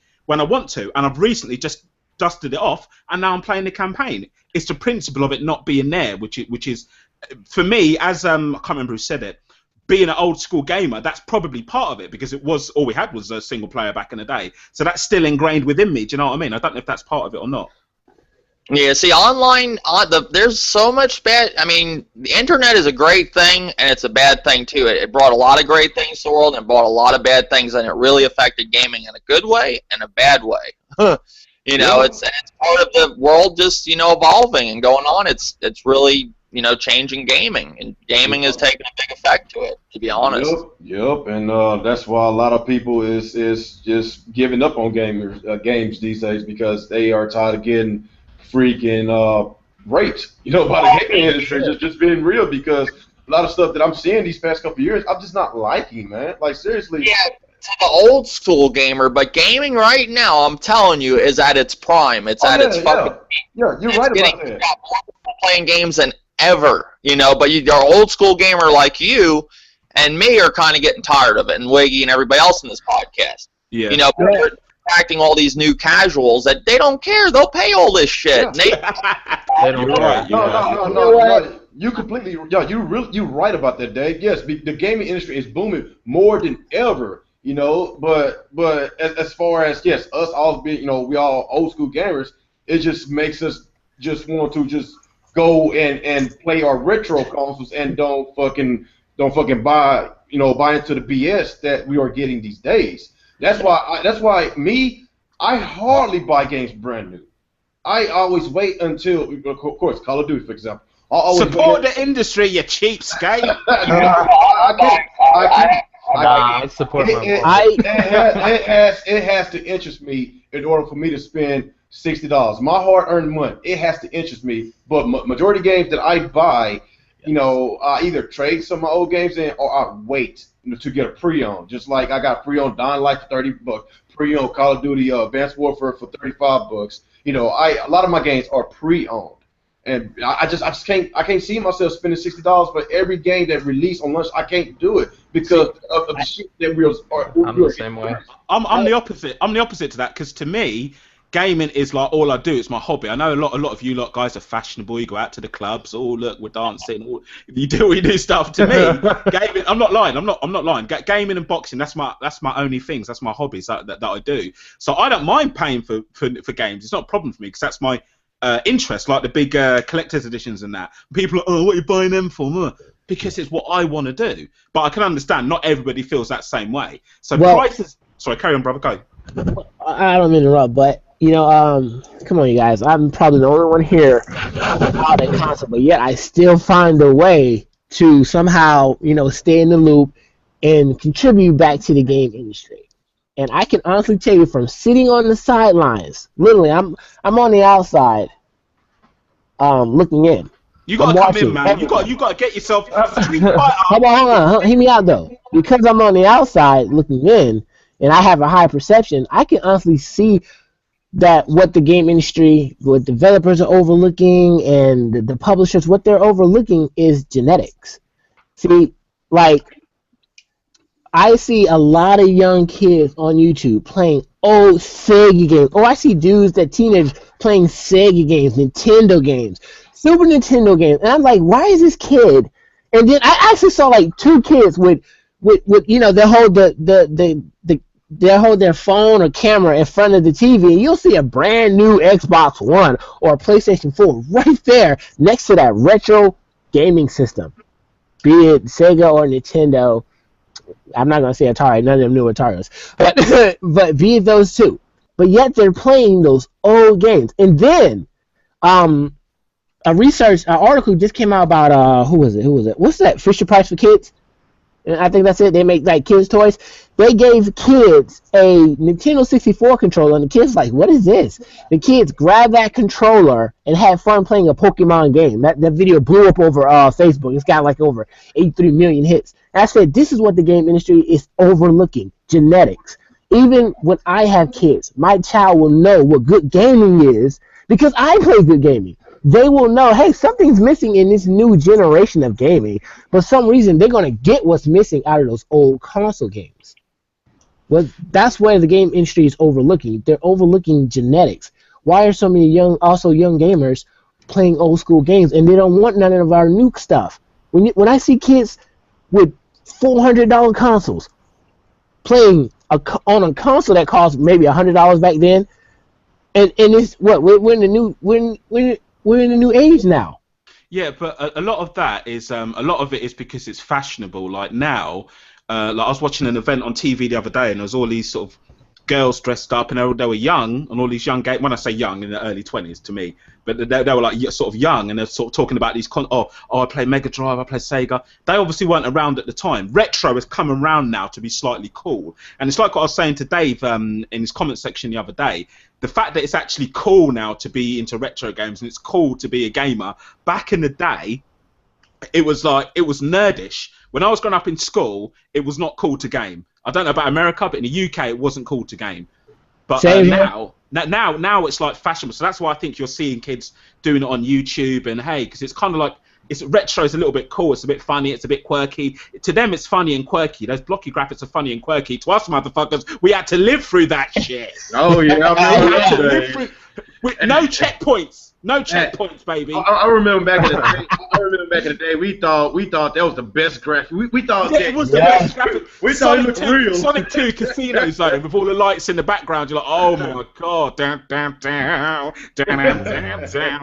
Yeah, we thought that shit looked real back then. I could not believe. If you look at it right now, it's just a fucking eyesore. But yeah, guys, we gotta move on. We've been on this topic for a very long time. We gotta move on. Okay, we will discuss about the gaming community, and y'all don't want to say that for last. So we're going to discuss the gaming community before we go to the last topic. Okay, man. Over these past few weeks, man, we already know what's been going on about, with the whole gamer tag shit, and how that shit blew up, and now you got these bigger YouTubers like the Red Dragon and Stone Fox Media getting involved. Of course, Broken Gamer, he's getting involved too. And it all started with, of course, I'm not gonna mention his name, and it got worse. And of course, you got the situation with our buddy Mr. Burrhug. It sucks. It's just the drama, the crap. Like all these people just don't want to play their games and just stay out of other people's business. Sometimes people can say a little bit too much, putting their business out. And since some people, put their business out, everybody knows now they want to get other people, upload their video, put on their channel so they can get traffic on their channel. Saying that I got that guy's video before he deleted it, so now I get to have more people come to my channel and watch this person expose himself. So we got a lot of stuff that's going on. You got these people having podcasts. Dedicating a podcast on an individual about their living expenses, about their business. It's their business. Why should you even get a heart attack for somebody you don't even know? that probably lives in another country. Like, I'm just saying, it doesn't have anything to do with the individual. It's just stupid. It's just stupid that, I swear to God, I swear over half this community don't even play no damn games. They're just here to make friends. Seems like that. They're here to make friends. They're here to cause drama, to stir up some bullshit. And I swear, a lot of them are social rejects because they don't have a life outside of YouTube. You can talk about my game score all you want. I don't give a fuck because I play a lot of games, whether it's on my Wii U or on my Xbox One or my 3DS. I have all those consoles, and soon I will be getting a PS4. So y'all can label me as fraud gamer, as some people did, Rich. I don't give a shit. I don't, you know. And some people is actually taking this shit serious. Like you got a lot of these people, you know, saying that they you know. Okay, it's like this. A lot of these people thinking that I should live on my video game system to rack up that gamer score. I guess they don't realize that I actually own a Wii U, so I actually play a lot of Splatoon. My gamer score doesn't go up on Splatoon. Hell, the Wii U don't have an achievement system. Oh, they don't. Yeah. So and plus I play Call of Duty. I play the multiplayer a lot. You don't get much achievements off of that. It was a stretch. I went 3 weeks straight playing the online mode. bro, So, don't justify yourself, man. Don't. Yeah, This is no, what I'm saying. no, Don't do it. No, Just- I'm saying. No, just get what I'm saying. Okay, no, these people, you can't judge people because of their gamer score. You don't know what they've been doing. You don't know what they're playing. You don't know how their personal life is. It's just a lot of stuff that's going on inside this community, and it's pathetic, man. Alex, give me your feedback about this whole entire gaming community. Just whatever. It's just so much stuff going on. A lot of hypocrisies, a lot of social rejects, just a lot of shit. What's your thoughts about this? It's weird. Like, I don't understand it. I don't understand why people are so invested in other adults and how they play video games. I think it's kind of bizarre. And I think it's really weird that people go around and check other people's achievements and trophies to kind of like see if they're playing video games. Again, I don't understand why you're concerned with these things. Like, that must take a lot of time and effort, and during that time, I personally would rather be playing a game. Like, I'm not going to spend my day looking at Mr. Real Gamer here and his pitiful little achievement score. Yes, I've seen it. And it's not amazing, but I'm not going to be, like, making videos about you because I know you're playing your games because you stream your games all the time. It's just like, I don't understand why people want to waste their time doing this shit. It's just so weird to me, and it's just a YouTube thing. I've never come across a person in real life that would do shit like this, and I guess because of YouTube and its and because nobody knows who you are for real, you can get away with this kind of nonsense. It's just weird. It's stuff weirdos would do, social reject guys, I guess, and I guess they have nothing better to do because they must not play video games. Yeah, you do have a like I swear you got these people. I swear it takes them at least 3 to 4 weeks to edit their videos. It takes a lot of time. It takes a lot of time to edit their videos, exposing multiple people. So how the hell do they? How they have time to play games? How they have time to go to work? How they have time to live on the outside world? But I swear to God, it takes a very long time to edit these videos. I don't see how they had the time to do that and basically do what normal people do outside of YouTube. Well, just look at it this way. When people have multiple videos, like tracking down people's scores and stuff, or if they're doing like 4, 5, 6, 8-hour podcasts, you know what they're doing, what they're spending their time on. It sure as hell isn't video games. Oh yeah, that is true, man. It's just so much shit. I just have to discuss this because I just see a lot of stupidity going out in this community. And yes, if you don't play video games at all, then you have no right to have a YouTube channel. But am I going to expose you? No. You do what you want to do. That's your business. As long as you leave me alone, then I will leave you alone. Right. You know? Right now, I feel like Ryu charging up a Shinku Hadouken. I'm just ready to go. I'm ready to go on this topic, but I know I'm lost. Oh yeah. So carry on. All right. Okay, we already got Mr. Alex give his feedback. Are you finished with your feedback? Yeah, pretty much. All right, let's go on. Let's go on. And I don't get it. let's go and go with you, Mr. O'Dare. What do you feel about this game community as a whole? They suck. Basically, man, it's just ridiculous where you have to go and look at a person's, trophy list, gamer tag to consider them, a gamer. I mean, if you game, you game. To me, it don't matter what you game on. Shit, you could game on your tablet. You a gamer. If that's the games that you like to play, that's on your tablet, that's fine.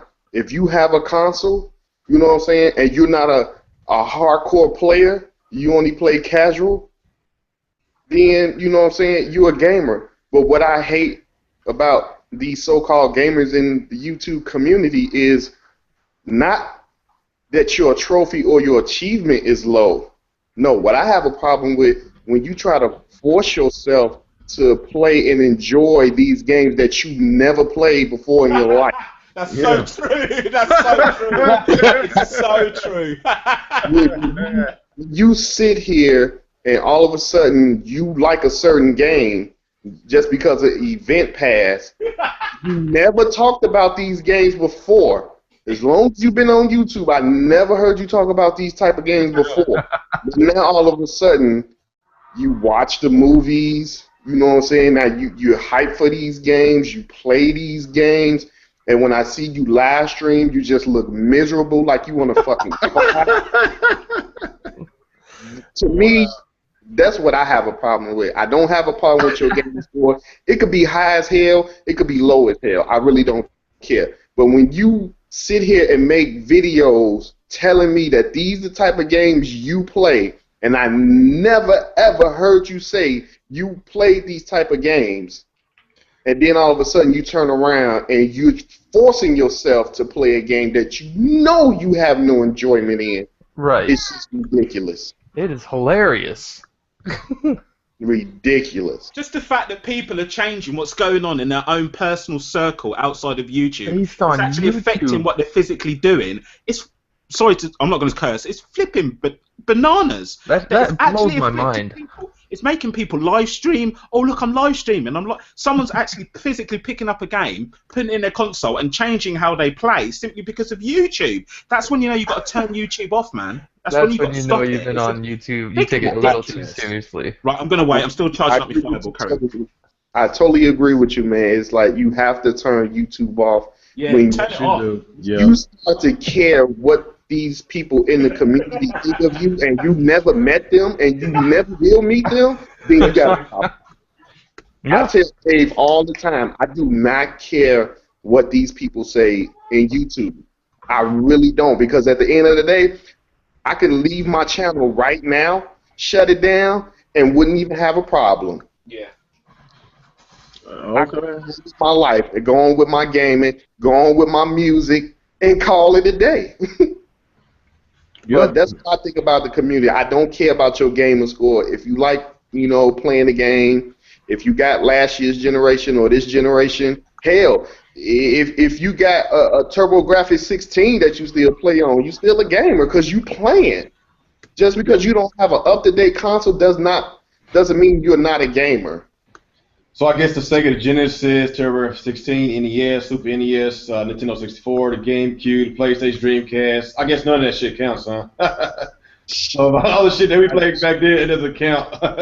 I still go and play my Dreamcast. My Dreamcast is still hooked up in my bedroom, and I still go in there time to time and play me a game from the Dreamcast. Either if it's Crazy Taxi or it's Street Fighter 3, or what I'm saying, Marvel vs. Capcom. It's something I enjoy. Same here, man. I've got 11 consoles all hooked up, and I play them all as much as I can. Do you know what I mean? All the time. And speaking of Street Fighter Alpha 3, I was playing that the other day. Sweet game. Carry on. Yes. Yeah. That's my whole thing. I don't care about your gamer score. You know what I'm saying? I just hate the fact that you're forcing yourself to play some stuff that you never played before, you never talked about before, and it's garbage or it's dog shit. But now all of a sudden you love it. So. Oh yeah, we see a lot of that shit in this game community. A bunch of hypocrisy and people forcing themselves to play a. Oh my god, it's funny. So y'all telling me there's some people you ain't got to mention this thing. There's some people out here forcing themselves to live stream their games, something they don't really care about, but they trying to make themselves seem like they're gamers. Is that what's going on? Boy, is that what's going on in the community? Wow. Are they really trying to fit in? Because if they look that miserable trying to play these games that they don't like to please their sub base, then I don't know what else to say. Maybe they need to find a new hobby that they are actually interested in.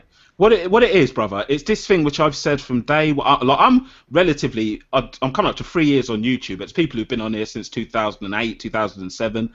And what I've always said from day one is a term that I use. It's called gaming for YouTube, right? If YouTube was shut down, if Google got brought out, no more YouTube, I would say about 80 to 85% of people on here would stop gaming. They game for YouTube so they can show they're involved in something. If the YouTube shut down, I don't think they'd have an interest in gaming. I think a lot of these YouTube channels would go back to their, going out, doing their cars up, go back to their usual hobbies. I believe YouTube actually encourages some of these people to game. Whereas people, like I would imagine, most of us lot here have been gaming for a long time, and YouTube's just like a tiny blip in our gaming sphere. And I don't think YouTube's going to be around forever, and then eventually YouTube will go anyway. But if there was no YouTube, I don't think half of these people would play games. I really don't. Yeah, I think that's true also. That is pretty sad, man. Did you give us your feedback about that, Mr. Carl? Do I have anything to say on this one? I mean, I don't know. I think I said my fill on the last subject. I'm good on this one. All right. What about you, Mr. Wingy? Do you know what? I had it all stored up now, and it's gone because I'm at the last level. I'm trying to do Mirror's Edge, man, and my brain's all scrambled with regards to all this. Basically, what I said: if there was no YouTube, I don't think half of these people would play games. With regard to the whole gamer score thing, I think this is probably where me and you, Real Gamer, might disagree a little bit, because I actually think it was quite a good discussion for the community, because it brought people away from talking about, oh, look, so-and-so have arranged to meet up in a park and fight each other or whatever. It took the discussion away from, oh, I'm going to talk about you. You're and it actually made people focus on games. And I quite enjoyed the gamer score discussion, and I thought it was actually a legitimate discussion. When it gets nasty, I'm not talking about that, but I actually quite liked the discussion, so I didn't think that was too bad. In regards to the community, it have some benefits. No, I'm not saying that the whole entire deal was bad. It's just some of the individuals that what they were doing, people attacking people. That's basically what I'm talking about. But yeah. If you're not a true gamer and you just in the YouTube community just trying to make friends, but you don't really play games, then yes, that applies to that person. Yeah, exactly. But the people that actually play games, they got their YouTube channels, they play games. Yeah. Yes, of course we gotta take a little offense to it because a lot of us actually play games, but you got the gamer tag police. They actually think that they know you because of your gamer score, and of course a lot of people got pissed off at me because my profile was on private, in which I did not know it was on private. I swear to God, I did not know it was on private. But after I found out about that, I was like, you know what? I'm just going to keep it on private because I don't have time to have these trolls trying to troll me. I understand what you're saying, but I look at it like this. You shouldn't, not you in particular, Real Gamer, in general, nobody should have to justify what they do to other people. Exactly. People really shouldn't be, I'm going to start doing live streams more now. Look at right. Here's a good example, right? When I was when I was a teenager up to my early 20s, I used to be big time into anime and manga. Then when I was about 22, 23, when I was about 22. Yeah, when I was about 22, I'm 36 now. When I was about 22, 23, I literally got out of it. The last anime I brought was Vampire Hunter D on VHS cassette. I've got I've got about 50. Did you say VHS? Oh my god. Yeah, that's what I'm saying. VHS. I've got about 50 anime and VHS. I'm getting to a point here now. I've got about 50 anime and VHS cassette. But basically, in that time, there was a whole gap where I haven't got a clue what's going on. Then I saw Attack on Titan, and I thought, shit, I'm going to get back into my comics. Now I'm back into my comics anime. But the thing is, I went to people and said, yo, what's hot now? Tell me what's good. I don't understand. What's One Piece? What's new? What's all this anime that I don't know about? And I was humble about it. I wasn't like, yeah, I've been into anime, man, all my life, dude. Oh yeah, I'm into manga. It's like I was honest about it and saying what's cool. And that's what a lot of these people don't do. A lot of these people don't say, do you know what? I don't really game that much. What's good? My gaming score's low. Tell me what's good. What game's good? What games can I play? What they're doing, they're faking it and saying, yeah, I've been gaming all my life. Oh, I'm an old school gamer. People just you can tell those people right away. Like this whole achievement thing really actually proves it, I guess, to a point. But like when you have people running around saying, like, for instance, they're the face of Xbox or something, but then you look at them and that they don't play Halo or Gears, any of this shit, and it's just like these kind of things, they don't add up.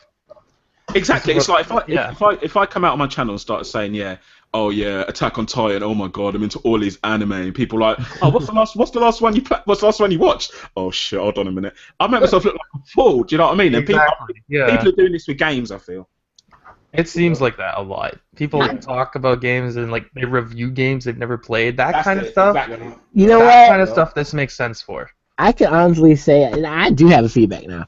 I mean, take me for an example. I don't play games, and I only make time for important things: school, family, work. That's it. But because I don't have time to play games, other than finding some source of negative energy to just, go around speaking on things that I know not of, I use that, I turn that into positive energy. And I mean, real gamer, that some of the feedback that I've been getting just is overwhelmingly, it's astonishing. But I'm using this energy to do something positive. This damage control, especially coming from an older version of gamers, is of the utmost embarrassing. It's very embarrassing. But are you going to get into games at all, or are you just? I still am in the games, but just when things come around. But really, college is high, dude. You got to get that Yoshi's Woolly World, son. No, I need to get. I want to get that new Street Fighter so bad. I want to try. Oh, now we're talking. All right, okay, now we're talking. I want to try the new Soul Calibur that Project Soul's been teasing us with for so goddamn long. So there's a ton of games. I'm a fighter though. If when I ever start getting games again, I'm a fighter. I'm definitely going to get it back. That's my favorite genre, bro. Fighting games is my favorite. We need to. I get so competitive. That's what's up. Yes, that's what's up, Carl. Yeah, get you a game system, man. Go get you one, man. So we go play together, man. Really. Dave, what's up with these gamer scores, bro? Yeah, we ain't got to Dave. I want Dave's comments on this, man. Hey, real gamer. Grim just sent him a link. What's up? Grim just sent a message. He said send him a link to the cast. We probably about to close up in a few, but no. After this topic, we got one more, but what time is it? I want to hear Dave's thoughts on the game. No. We got like another 30 minutes though. We got another 30 minutes, but I could get him on, but it's not gonna be. I'm trying to speed it up. I'll be quiet. Let him get in there and speak. I'll go ahead. There, go to your it's my turn. I think the only people this affected, and I'm not saying everybody, so I don't think I'm talking about anybody in this podcast or anything, but the only people this affected was the people that were the frauds. That's about it. Yeah, he's right. Like, the only people that got pissed off about this are the frauds. I mean, there's a few people that it bothered. I will say that weren't probably doing it. But, I mean, anybody that's bothered, it didn't bother me because I play video games. Exactly. I mean, I care less if somebody looks at my fucking achievements. I mean, they're not fucking sky high, and they're not the greatest. But, I mean, basically what this was basically calling, like, a lot of people took a different offenses. This was just basically... just be honest. That's all it took. Just be honest about it. It was basically, if you're talking about games that you've never fucking played on your channel all the time, and you're reviewing them and doing all that stuff, then obviously it pretty much catered to you. It's like this. One thing I noticed with this community, you know, and this, you know, generation with gaming, a person can fake being a gamer, but can you fake being a guitarist? Can you fake being a skateboarder? Can you fake being a plumber? I like that. That is the best way to put it.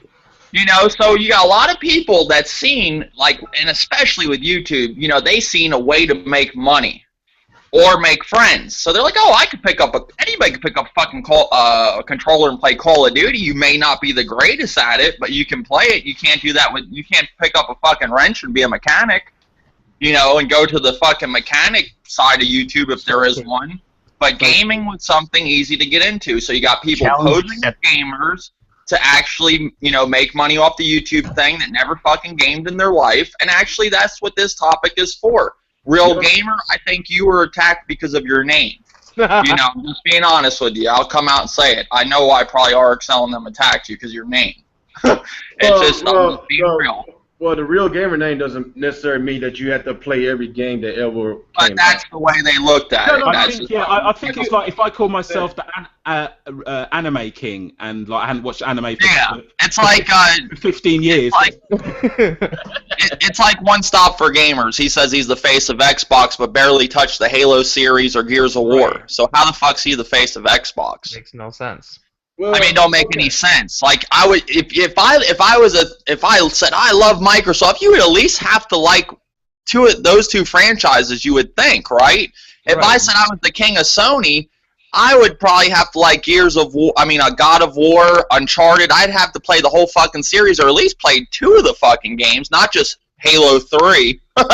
You know, just one of them, and you hate everything else. And then all magically you like Forza out of nowhere. Never heard you talk about Forza in your fucking life.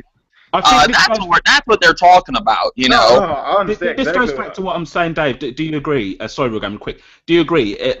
It's gaming for YouTube. I know you're an old school gamer, Dave. You understand what I'm saying. These people, if YouTube wasn't here, I would put my wages on it. If YouTube went, I think these people would go back to hardly gaming at all. They game for YouTube.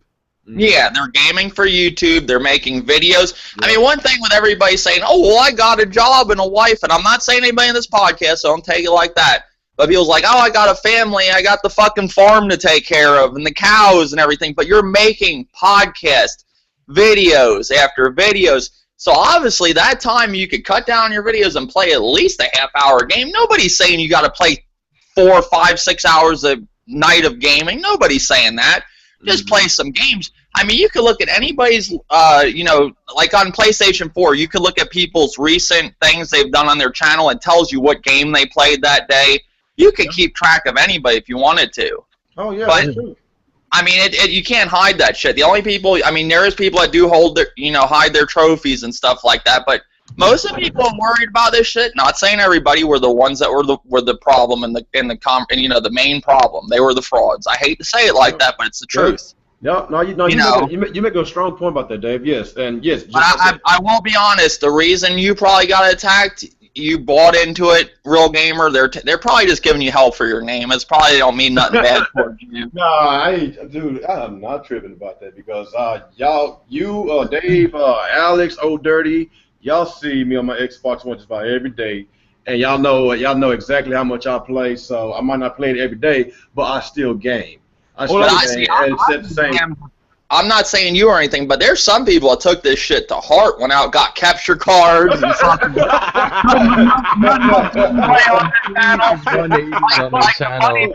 you can't scroll back on the fucking, you know, back in past months. You can look back 2 weeks. They were doing, and then just this past couple months, they got nothing but gameplay. I was like, what the fuck? It's kind of crazy because right before that whole incident with the gamer tag, that crap, all that came out, that's when I bought me a capture card before that issue got brought up. I was already live streaming my games before that incident got brought up. And you were saying you were a victim of circumstance. All I'd say, don't justify it, man. It doesn't matter when you bought it. Don't justify it. I'm not justifying. No, I'm just saying I just find it kind of funny that whole entire situation got brought up after I done already did live stream my games and all that stuff. It's just so funny that people will go out their way to try to expose people for something. It's not even none of their business. But yes, you are right. If you don't play no video games, then you have no right. Literally, if you just take a step back from YouTube and just realize this is about video games. Yep. So true. So that's the most sensible comment. It's so true. That's what it is. YouTube. I don't know how long you guys have been on YouTube for, but YouTube, a lot of people are letting it take over their gaming. Yeah. And it's now if you put it this way, and if anyone listening has brought a capture card or live streamed once because of what they've heard on YouTube or because people have said, or they've heard people aren't real gamers, turn off YouTube and get back to gaming. Because if it's affecting your actual physical presence, then there's issues, man. Deep-rooted issues. And it's hard to live stream and talk to people, too, at the same time. I do it. I mean, that's hard, Liam. So if you really don't play games, you're making yourself look even fucking worse when you get on there because it's hard to talk to people and play the game. Yeah, I can't concentrate on it, man. I don't Twitch that much. I can't concentrate. People say, "Oh, please Twitch," but it's like sometimes I just want to put my feet up. Do you know what I mean? But don't want to be on camera. Yeah. See, I like it because, like, at nighttime, if I want to talk, I don't have many friends up in Tennessee, and I'm not scared to admit that. In Florida, I was a drug dealer, so you have more friends than you want. Damn. So I'm antisocial up here, so if I'm ever bored at night, I just fucking live stream and sit there and talk to people and play video games while I'm playing. I look at it like somebody to talk to or something. You know, it kind of sounds sexual, but it's actually fun. I like communicating with people, and we talk about all different things. I mean, we even talk about shit I don't even like, anime, and they go on about all kinds of stuff. And they talk about that One Piece game. See, I never got into any of that anime games or anything, but I know a lot about it now from talking to my followers on Twitch. Right. You know, we talk about movies. It's fun. I like streaming, but it is hard. Like, I streamed Metal Gear, and that's a hard game to play and not get spotted while you're talking on the, when you're Twitch streaming. But, I mean, I wouldn't suggest anybody do that if they're trying to make themselves look better. Like when it comes to this, like, I know you guys were saying it's about gaming, but for a lot of people, it's way more than that. This is like I know people that I met, on Xbox Live and stuff like that. They'll game with me and play games I play, but when I'm not around, they're not gonna play that anymore. You know what I'm saying? A lot of these people use this gaming as like I've said before, it's a way to connect with other people. Yeah, that's what I say. Gaming for YouTube. Gaming for YouTube and friends. Yeah. It's nothing. It's nothing I feel wrong with that. The problem is that it's just like if you're, it's no different than being in school and you don't have any friends and you see a group of dudes picking on a kid, so you go pick on the kid. And then they may be cool with you because you're picking on the same kid as them. It's kind of like that, and that's the issue that comes in when it comes to checking people's trophies and stuff. Like, people were doing that before I even got on YouTube. People used to do that because, you be in middle school, high school, whatever. Because I think the Xbox and stuff, the trophies and stuff came around like middle school. People would just sit there and straight up lie to you. You know what I'm saying? Like that's where I can understand someone like going to check, because when you're lying. Some people don't like liars. There's no point in lying about games because I think that's the silliest thing to lie about.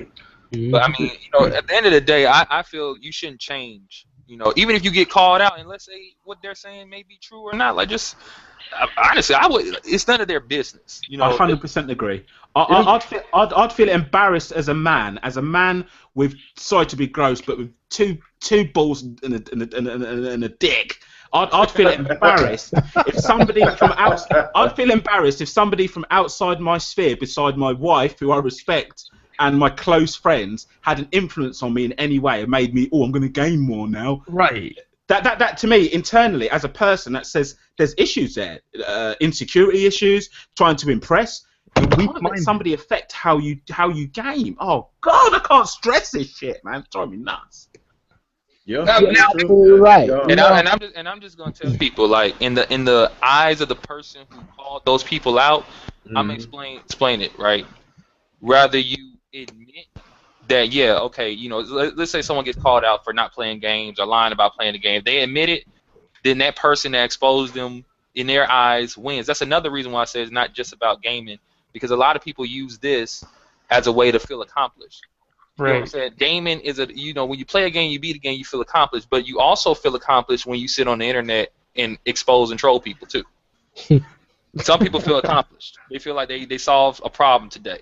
That's just a purpose, So though. basically, they exposing themselves. They trying to expose people, but they on the internet for like 2-3 straight weeks doing all this editing shit, but they not playing games at the same time. So I mean, that's what I'm saying. they're basically doing the same shit. You know, I mean, Yeah. obviously you got the people that expose people and they just drop like a minute or so video just saying this guy don't do this, and it's very simplistic, no editing, no nothing. I mean, I don't know. Like I said, I've done my fair share of cleaning up the community or whatever you want to call it, but everything, like I said this in my video, like people are doing it for like stupid reasons. Yeah. You know what I'm saying? I don't go out my way to look for nothing. 9 times out of 10 is because I'm just watching someone because I watched their channel or someone linked it to me, and I'm like, this dude is just lying. You know, I don't got to go check the trophies. 9 times out of 10, you're telling me you'll hear some stupid shit like, you know, I was playing Metal Gear and you know, I couldn't dunk with Snake.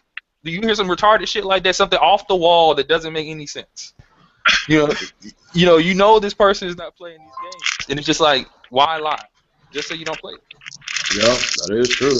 It's just like what Dave said, you know, a while ago. Like, okay, yes, I chose my name, Real Gamer. It doesn't have anything to do with me playing every single game that came out. So that's funny. No, come on, Real Gamer, because I am against fanboyism. I hate fanboys. I enjoy games on all systems. So, you know, I don't call myself the face of Xbox, Nintendo, PlayStation. I'm telling you that straight up. I'm not going to sit up here and call myself a hardcore gamer because I'm far from that, you know, from that. I don't try to go back and collect all the trophies and achievements on all the games. That's too much because whenever I'm finished completing the game, I'll move on. You know, because I got backlog games I got to do. I got so much to do outside of gaming. You know, I got a life. I got, you know, of course, kids, wife, jobs, all that.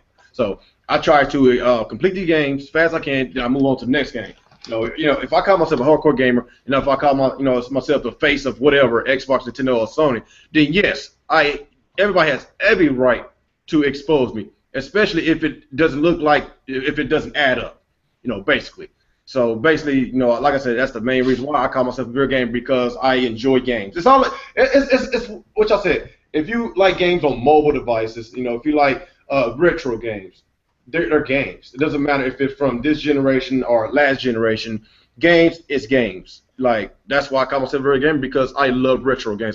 You know, y'all know this for a long time. I'm a huge Sega guy, and I love their franchises. And you know, I go on and on about Sega, and you know, Sega for life, man. Yeah, Sega for life, man. So I could go on and on about I could reminisce about all the Sega games that I really loved when I was a kid or a teenager. You know, of course, I was a teenager when the Dreamcast had, you know, kind of, it came and it went. So, you know, of course, you know, I could reminisce. I can reminisce about all the old school games that I played and I loved and I enjoyed, and the games that I played today. Yes, I still play games. I might not play as many games as I did back then when I was a kid. You know, of course, you know, I'm grown. I have more responsibilities, meaning that I'm gonna have less time on my television set because I have a real life responsibilities. But I still play games. On an average of daily, I at least, you know, get 2 to 3 hours a day, at least 2 to 3 hours a day, so I can, you know, keep up what's going on, enjoy my games, and of course do my YouTube. I do all this at the same time, and plus I work 40+ hours a week. So by myself, calling myself real gamer, doesn't have anything to do with me being the face of whatever. It's just I just enjoy gaming. Period. Yeah, I want to say this real quick. Like when all right, so I'm gonna say it right. Like I said, when these people call people out, if you admit you were doing whatever they called you out doing, they feel like they won. Mm-hmm. If you don't admit it, but you're doing a lot of talking, like they like to, you lose. And I'm not saying you care to what they think to you or not. I'm just saying, like, when people say, well, I don't have time to game because I got all this stuff to do. Look, man, I'm just telling you 100%. I would not tell anybody, nor is it their damn business, of what I do and don't do offside this camera. Like, 100% agree. 100%. Yeah, and see, when you do, but I'm just telling you the mindset of the other person. When you're doing that, even if it is true, even if it makes sense to them, they just hear you telling your personal story, and they're just like, that's exactly what I was thinking. Yeah. And then they'll say, "Oh, you're mind fucked because you're telling me, your life story." And the best thing to do is just don't say nothing. Just even if you do that, they say, "Oh, he ain't saying nothing," but you don't win no matter what. You know what I'm saying? The only way you could possibly 100% win is if someone called you on something, and you can just definitively prove that they're fucking. The only way you win is to just play your games, not just play games. Just play games. Yeah, you're right. Just play games. I mean, sometimes when I come in, I want to play. Sometimes when I come in, I want to read my comics. Sometimes when I come in, I want to watch my boxing. Sometimes I want to actually, believe it or not, spend time with my wife. And it's like sometimes I don't always want a game. Like I've been gaming now all night. Now I'm thinking I'm done with it. Now I want to chill out and do something else.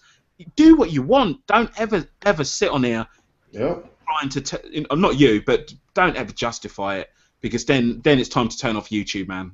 That's how I feel. You know what? I completely agree with all you guys. I mean, Hey, yo, we didn't get to Nick yet. I think. Oh, my bad. Everybody in there saying, look, Nick, the quiet assassin. Come on, give us your thoughts and feelings about this community, man.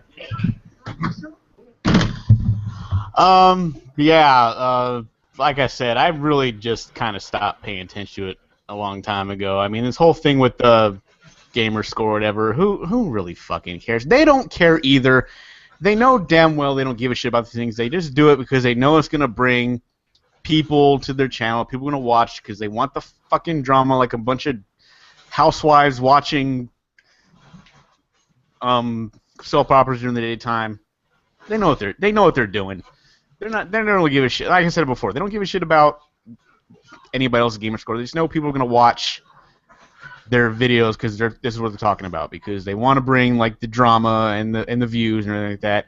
I mean, eventually one day all this is going to dry up and they're going to have to find something else to try to get people's attention, or it's just their channel's going to die, because sooner or later people feel like they're getting tired of this kind of thing, and the channel's going to die off, and they're eventually going to have to actually talk about video games instead of other people's personal lives or gamer scores, and they're not going to be able to because they don't know anything, because all they're doing is just bitch about other people instead of video games and stuff like that.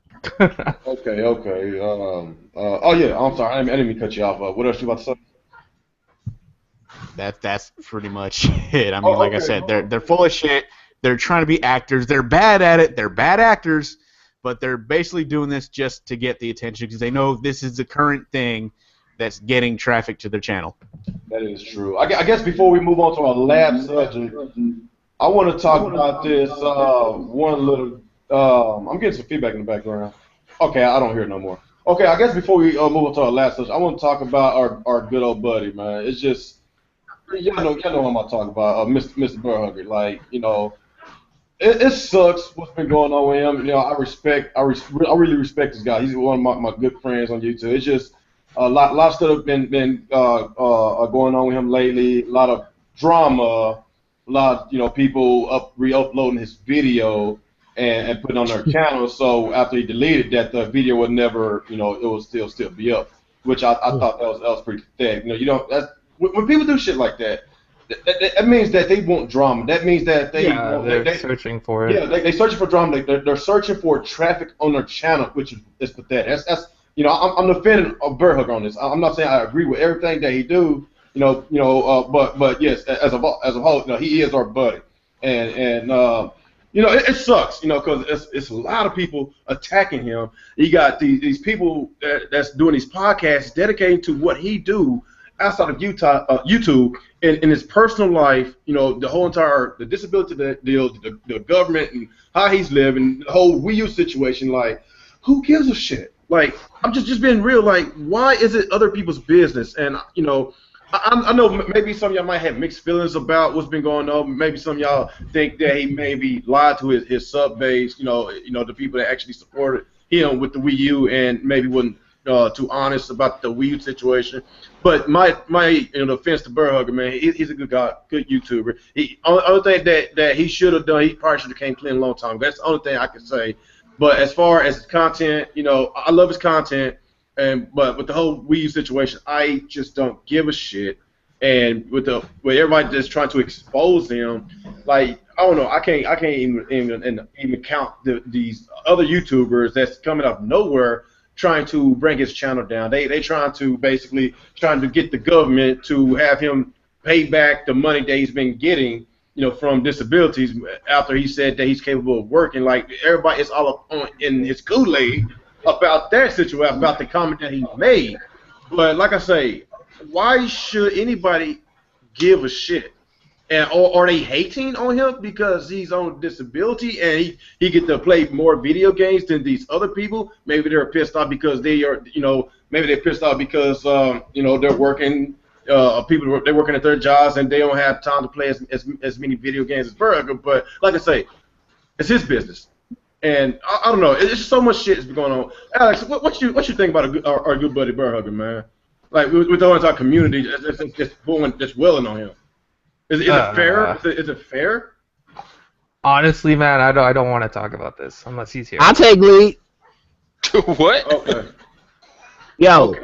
I'll take lead. Okay, and this is just like straight up being real. Okay, so you got a guy who's, and this is just, this is all common sense, you guys. You got a guy that says that I don't have to work, I'm getting disability, my mom pays rent for me. I get to play video games all day. I'm on disability and I'm getting a government check. And okay, what right man in his mind wants to work?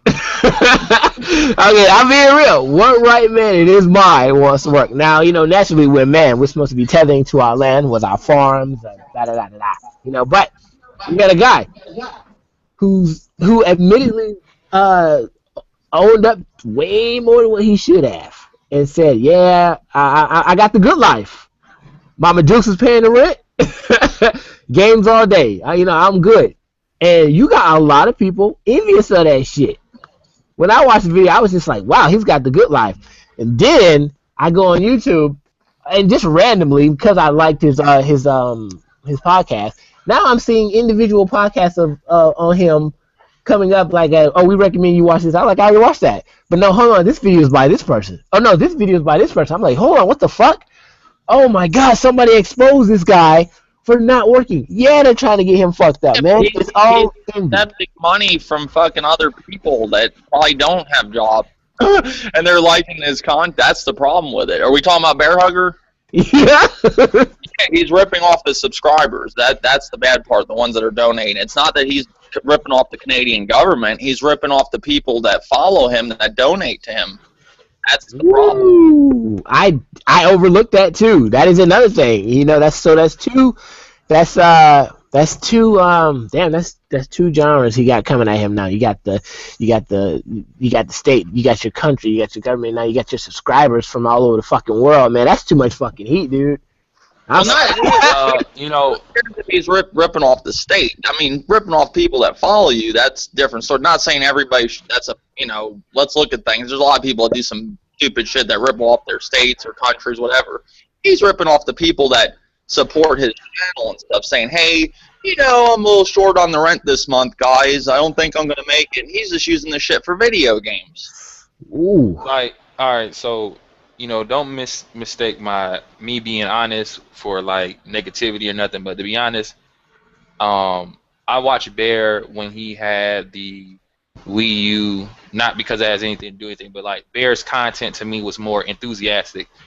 When that kind of went away, he kind of was doing other stuff, I kind of stopped watching. But for what I'm to understand from the situation and what I've saw, of the whole thing, I mean, it's not looking too good. Like, biggest mistake he did was, number one, like I said earlier, why are people telling people their personal business? Just because someone comes on the internet and says, yo, you're doing this and the third, does not mean you need to put up, like, I think he made a video and he has mom's government, his government name, and I'm like, yeah, why are you that's not smart. You know what I'm saying? Like, I didn't think that was a smart move.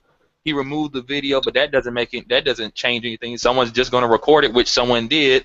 You know what I'm saying? Like, he's just making the wrong move. I saw someone put up a video where he was saying only 2 people bought him games for the Wii U, and then the other people just gave him Club Nintendo games. And I'm like, well, wait a minute. To get Club Nintendo games, you had to buy games with cash.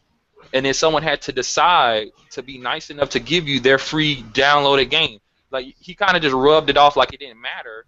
Like someone give me a free game, hey, look, it's free game. That's you don't have to do none of that shit. Like I think what's his name? His name is I can't pronounce his name. He's a YouTuber, young dude. He gifted me a game on Steam not too long. I didn't ask for it. He just randomly did it. That's dope. You know, like doing this YouTube thing, that sometimes happens, and that's like the coolest thing in this world because who am I to him? Nobody. I guess he likes my content. Just give me a game. That's like I feel grateful for that. I'm not saying Bear doesn't. I'm just saying like the words he's deciding to choose to use and the way he's delivering his message isn't sounding like he's being nice. He sounds like he's like kind of just being arrogant. Like yeah, I did it. Fuck you type of situation. And, I have no issue with Bear. I don't have no ill will towards him. I hope that what people are telling me about him, I don't want it to be true, but if it is, it is. If it ain't, it ain't. I've just, my word of advice is for everybody, do not tell, like, don't tell people your personal information on here. Like, that's just stupid. Yeah, like, that's what I'm saying. That's where he kind of messed up at. Don't talk about, he said something about, he got disability, but he don't, like, really need it or some shit like that. Don't do that either. That's no different than, not too long ago, what was it, Zaire was talking about selling drugs or something? And dude said, I'm a cop. And he said, I gotta go. Like, that is, like, come on, like, don't. I wouldn't talk about none of that shit. It ain't got nothing to do with nobody's business. You know what I'm saying? No. Basically, what I'm coming from, like, man, I ain't trying to dig down deep into the whole situation. I'm just basically just saying, like, is it fair for people to come down on him like that, or did he set himself up? He set himself up. From what I'm to understand, if he's ripping off his subs and you were a sub that got ripped off, or you're just a person that feels for others, then yeah, you might feel a type of way. Oh, okay. That make See, he got around wrong. He got around the wrong crowd, and that really. You ever notice another thing with YouTube? Well, too with Bear Hugger, he got around the wrong crowd. But another thing I've noticed on YouTube, you ever see these guys get new consoles and it kind of changes them? Like Gamer Nate, when he would get his Microsoft console, when he had the Xbox, when he was a different character. Then went to Wii U, he was all nice. And same thing with Bear Hugger. In the Wii U, he's different. Now with the PS4, he's just like a whole different person. Like, well, that's his crew, man. They are poison. Nate. I haven't talked to Nate, but Nate, he does different stuff now.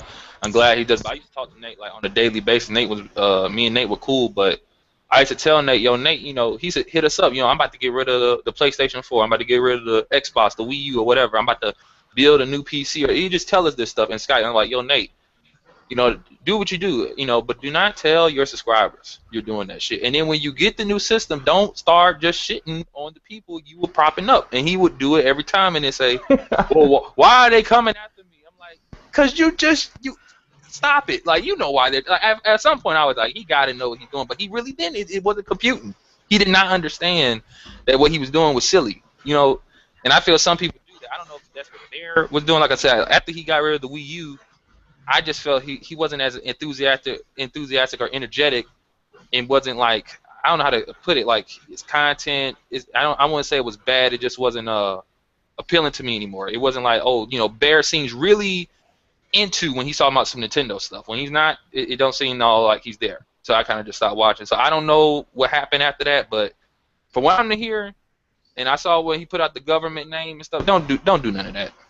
I don't care what. That's basically where I'm coming from. Like, sometimes you just gotta, just keep quiet on certain things that nobody don't need to know about. That's like if someone said, "Yo, Wingy, I don't believe you have a family," and Wingy just gets on camera and shows us his wife, and then his kids, and then his house. It's like, nah, that's his business. That is his business. They got you. They just got you. Yeah, that's crazy because Bear Hugger, I think he got like 2,000 subscribers, but still, that's still not a lot of pressure, and you should never make someone make you feel submitful or obligated, because when it really comes down to it, no one has authority over you but yourself. So wherever this pressure came from, I'm not sure, but whatever Bear Hugger's going through. The only thing I can see where the pressure come from is, and this is just my observation, I don't know if this is true or not, but when you do dirty shit and you're not really like you're not all the way like a fucked up person, it gets to you. You know what I'm saying? If you're not like a bad guy, but you're doing something that's not right, you know, like if you're a fucked up person, you know, and people calling you out for doing fucked up shit, you care. Like, okay, like just rub it off. But you know, when you're not like a bad person, but you may have fucked up somewhere down the line, you know, it may start eating at your conscience. Yeah, that is true. You know, Wow. even though that make you know, That's I guess as far as the new group that Burhager he hangs out with, you know, I know a lot of people in this YouTube community don't really care about the people that he associated with, and like me, Alex, as in game, Kuuppon Stives, like we always said that he always have a place with the Reboot community because we can always welcome him with open arms. So whatever he does or whatever, we can always forgive him, and he can always welcome back. Just it's up to him. It's up to him, and just like what you said with him, you know, being, you know, so happy about the content that he's showing on his channel, like you know, whenever he used to do like a lot of Nintendo content back then, that's when his channel was fun. It's fun because he makes it fun, you know, just with his voice alone makes people want to come to his channel because he showed how, you know, he showed how excited that he is, you know, talk about Nintendo. And you know, it's just ever since he got the PS4. No, he like he's happy playing all these games, but it's just not the same. It doesn't feel the same anymore. It feels like he's doing it out of necessity. Yes, and that, you know, I still go to his channel every once in a while. I just don't do it like I used to, you know. But I still support him, and I'm pretty sure he still supports some of y'all guys too. I think. I still watch his shit, except for the one with that fucking fraud in it. And those ones I don't watch. The other ones I'll watch. Yeah, I understand, but yeah, no, I ain't trying to make this note. We gotta dig deep into Burr, cause he's my buddy, man. He's my buddy. I'm just coming to the defense of him, man. You know, he probably should have kept quiet. At the end of the day, it's honestly it's nobody's business what he does, and unless like you guys are saying, if you're giving him money and you feel that you're being cheated out of your money, then that's another thing. But like a lot of these people making podcasts about him, they don't know Bear. They don't support Bear. They don't give Bear money. It's fucking weird. Like I said before, like with the gamer score people, it's the same shit. Weirdos. Fucking weirdos. Like I say, like, you know, it's just like sometimes people get offended in the real world. Like, you know, someone be on the phone, but their phone is extra loud, and you could hear their conversation, and they may be saying some shit that, you know, is private, but you know, you're letting the world hear it. Like that's why I said when Bear did what he did, you're letting the world see everything. So yeah, it's still not their business, but it's like, you know, you put yourself out there. Don't do that. You know, if you don't want nobody to do what they're kind of doing right now, which is, you know, dropping all these damn videos, you know, just don't put yourself in that position. Learn from this experience, and he won't learn from it. Don't do it again, because it's learned that there's a lot of fucking weird people that are watching him. Obviously, you got goddamn stalkers. And plus, you got these smaller YouTubers. Like, it's a lot of them that trying to expose them. I'm not giving them the time of the day. I'm being honest. You can try to expose my buddy Bear all you want to, talk shit about him. You could whatever, but I'm not gonna give you any time of the day on my channel. You know, shit like that you're putting on your channel. It's just so much that you're gonna basically get so much traffic that you can basically get on your channel, because it's not gonna last very long. It's not, because you know in order to succeed in this YouTube community, man. First of all, you gotta get out this crumb side in order to succeed. Otherwise, you're gonna fucking. Like, at the end of the day, he's simply. We ain't ever getting out of the crumb side. None of us are getting out. We're stuck down here with a crab in the crumb. We're never getting out. Let's just admit it. Carry on. I'm not. I don't know what you guys talk about. I'm not even in the crumb side. No, crumb side meaning that everything you do on your channel is just nothing but drama. If you don't put gameplay on your channel, all you do is want to expose people. You know, that's nothing. Now I say this, right. There's a good number of YouTubers that say, "Oh, you know, you don't put gameplay up." You know, they'll say either you're not a gamer or, you know, something ain't right. And I'm like, but that's no different than someone saying you don't play these type of games, and now that person, you know what I'm saying? Like, it's no different than the trophy checking. Yeah. You know, they gameplay check you and say, "Oh, you don't put up gameplay." I tell you right now, I'm not putting up gameplay because I don't want to. Yeah. And you're gonna like it because you're still gonna watch my channel. Yeah. Yeah. You know what I'm saying? So, like I said, at the end of the day, you do what you do what you want. But yeah, one more time. I'm gonna say it one more time for everybody. Don't put your real information out there. Don't do that. That's all I'm Yeah, saying. yeah, yeah. Never do Basically, that. that's just short and Because simple. like I said, like I was blown away when I saw that when Bear was like actually showing. I'm like, good God, Bear, what are you doing? Yeah. Don't do that. Don't do that. Don't do that. I was like, stop it. You got the gun to your head for no reason. Yeah. I'm like, Bear, I would have rather you said fuck all y'all that's saying this shit than show your mom's name and your name. Like, nah, man, you messed up. Yeah. Yeah, yeah, that's where he messed up. I kind of wish he kind of kept that to themselves, but like I said, a lot of us don't too much care about the group that he is associated with, but that's everybody got their own opinions. But like I said, we always are gonna welcome him back in open arms whenever he decides to leave them, if he ever do leave the group that he's with. But as far as Berger being a good person, he's a great person. We all know who he is. He's a down to earth guy. We talk shit to each other. We have fun. That's what we do. So like I say, we gonna always welcome him with open arms. And I really don't want to keep talking about that. I just want to just talk about these assholes that's making a big deal about this situation. I think it's like 4 or 5 of these guys. They like really small YouTubers, but they trying to get their channels out there so they can have a lot of traffic going to their channels. And I'm just saying, don't give these guys the time of the day, man. I'm just being real. Don't give them the time of the day. But anybody else got anything to say about this before we head to our last subject for the day? Man, I think when Jude said weirdos, that was enough right there. That was enough right there. That's what it is, man. So pretty much no, there's nothing that we can say that wouldn't be a mirror image of what the next person said. Oh, okay. Anyway, let's go to our last subject for the night, man. I don't even talk about it. I probably shouldn't have brought that up, man. Anyway, let's talk about the Nintendo lineup for the rest of this year. I don't know how y'all feel. I don't know how y'all feel about the lineup that's supposed to be coming to us. Of course, we supposed to have Zelda and Star Fox, and it just did not happen. And now the holiday lineup for Nintendo is Mario Tennis. Was it Ultra Smash, whatever the name of that game is? Ultra Mario Tennis, Ultra Tennis, or Ultra Smash, yeah. Whatever it is, but it looks fun. I'm gonna just be real. It looks fun, but according to IGN, they don't have any confirmation of this game being online multiplayer. And as far as the rest of the games coming out for Nintendo, or is anybody excited about the rest of this year for Nintendo? What do you think, Alex? Well, as I don't know about the rest of you who has Wii U's and who doesn't. I know you got one reel, but it's taken a back burner. No joke. I'm gonna get the Mario Tennis provided that it has online because I do like Mario Tennis. But if it's local only, I'm gonna pass. And Xenoblade, I don't give a fucking rat's ass about Xenoblade. What else? Fatal Frame, maybe. There's a demo that they're gonna put out before. I'll play that, see if that's any good. But other than that, there's not much. There's I think Fast Racing Neo comes out at the end of the year. That should be good. But that's like a indie games. That's only like $20. That should be pretty good. And then there's Devil's Third, which is pretty much a garbage game. So there's not much. But how in the world can Fast Racing Neo? It has online multiplayer.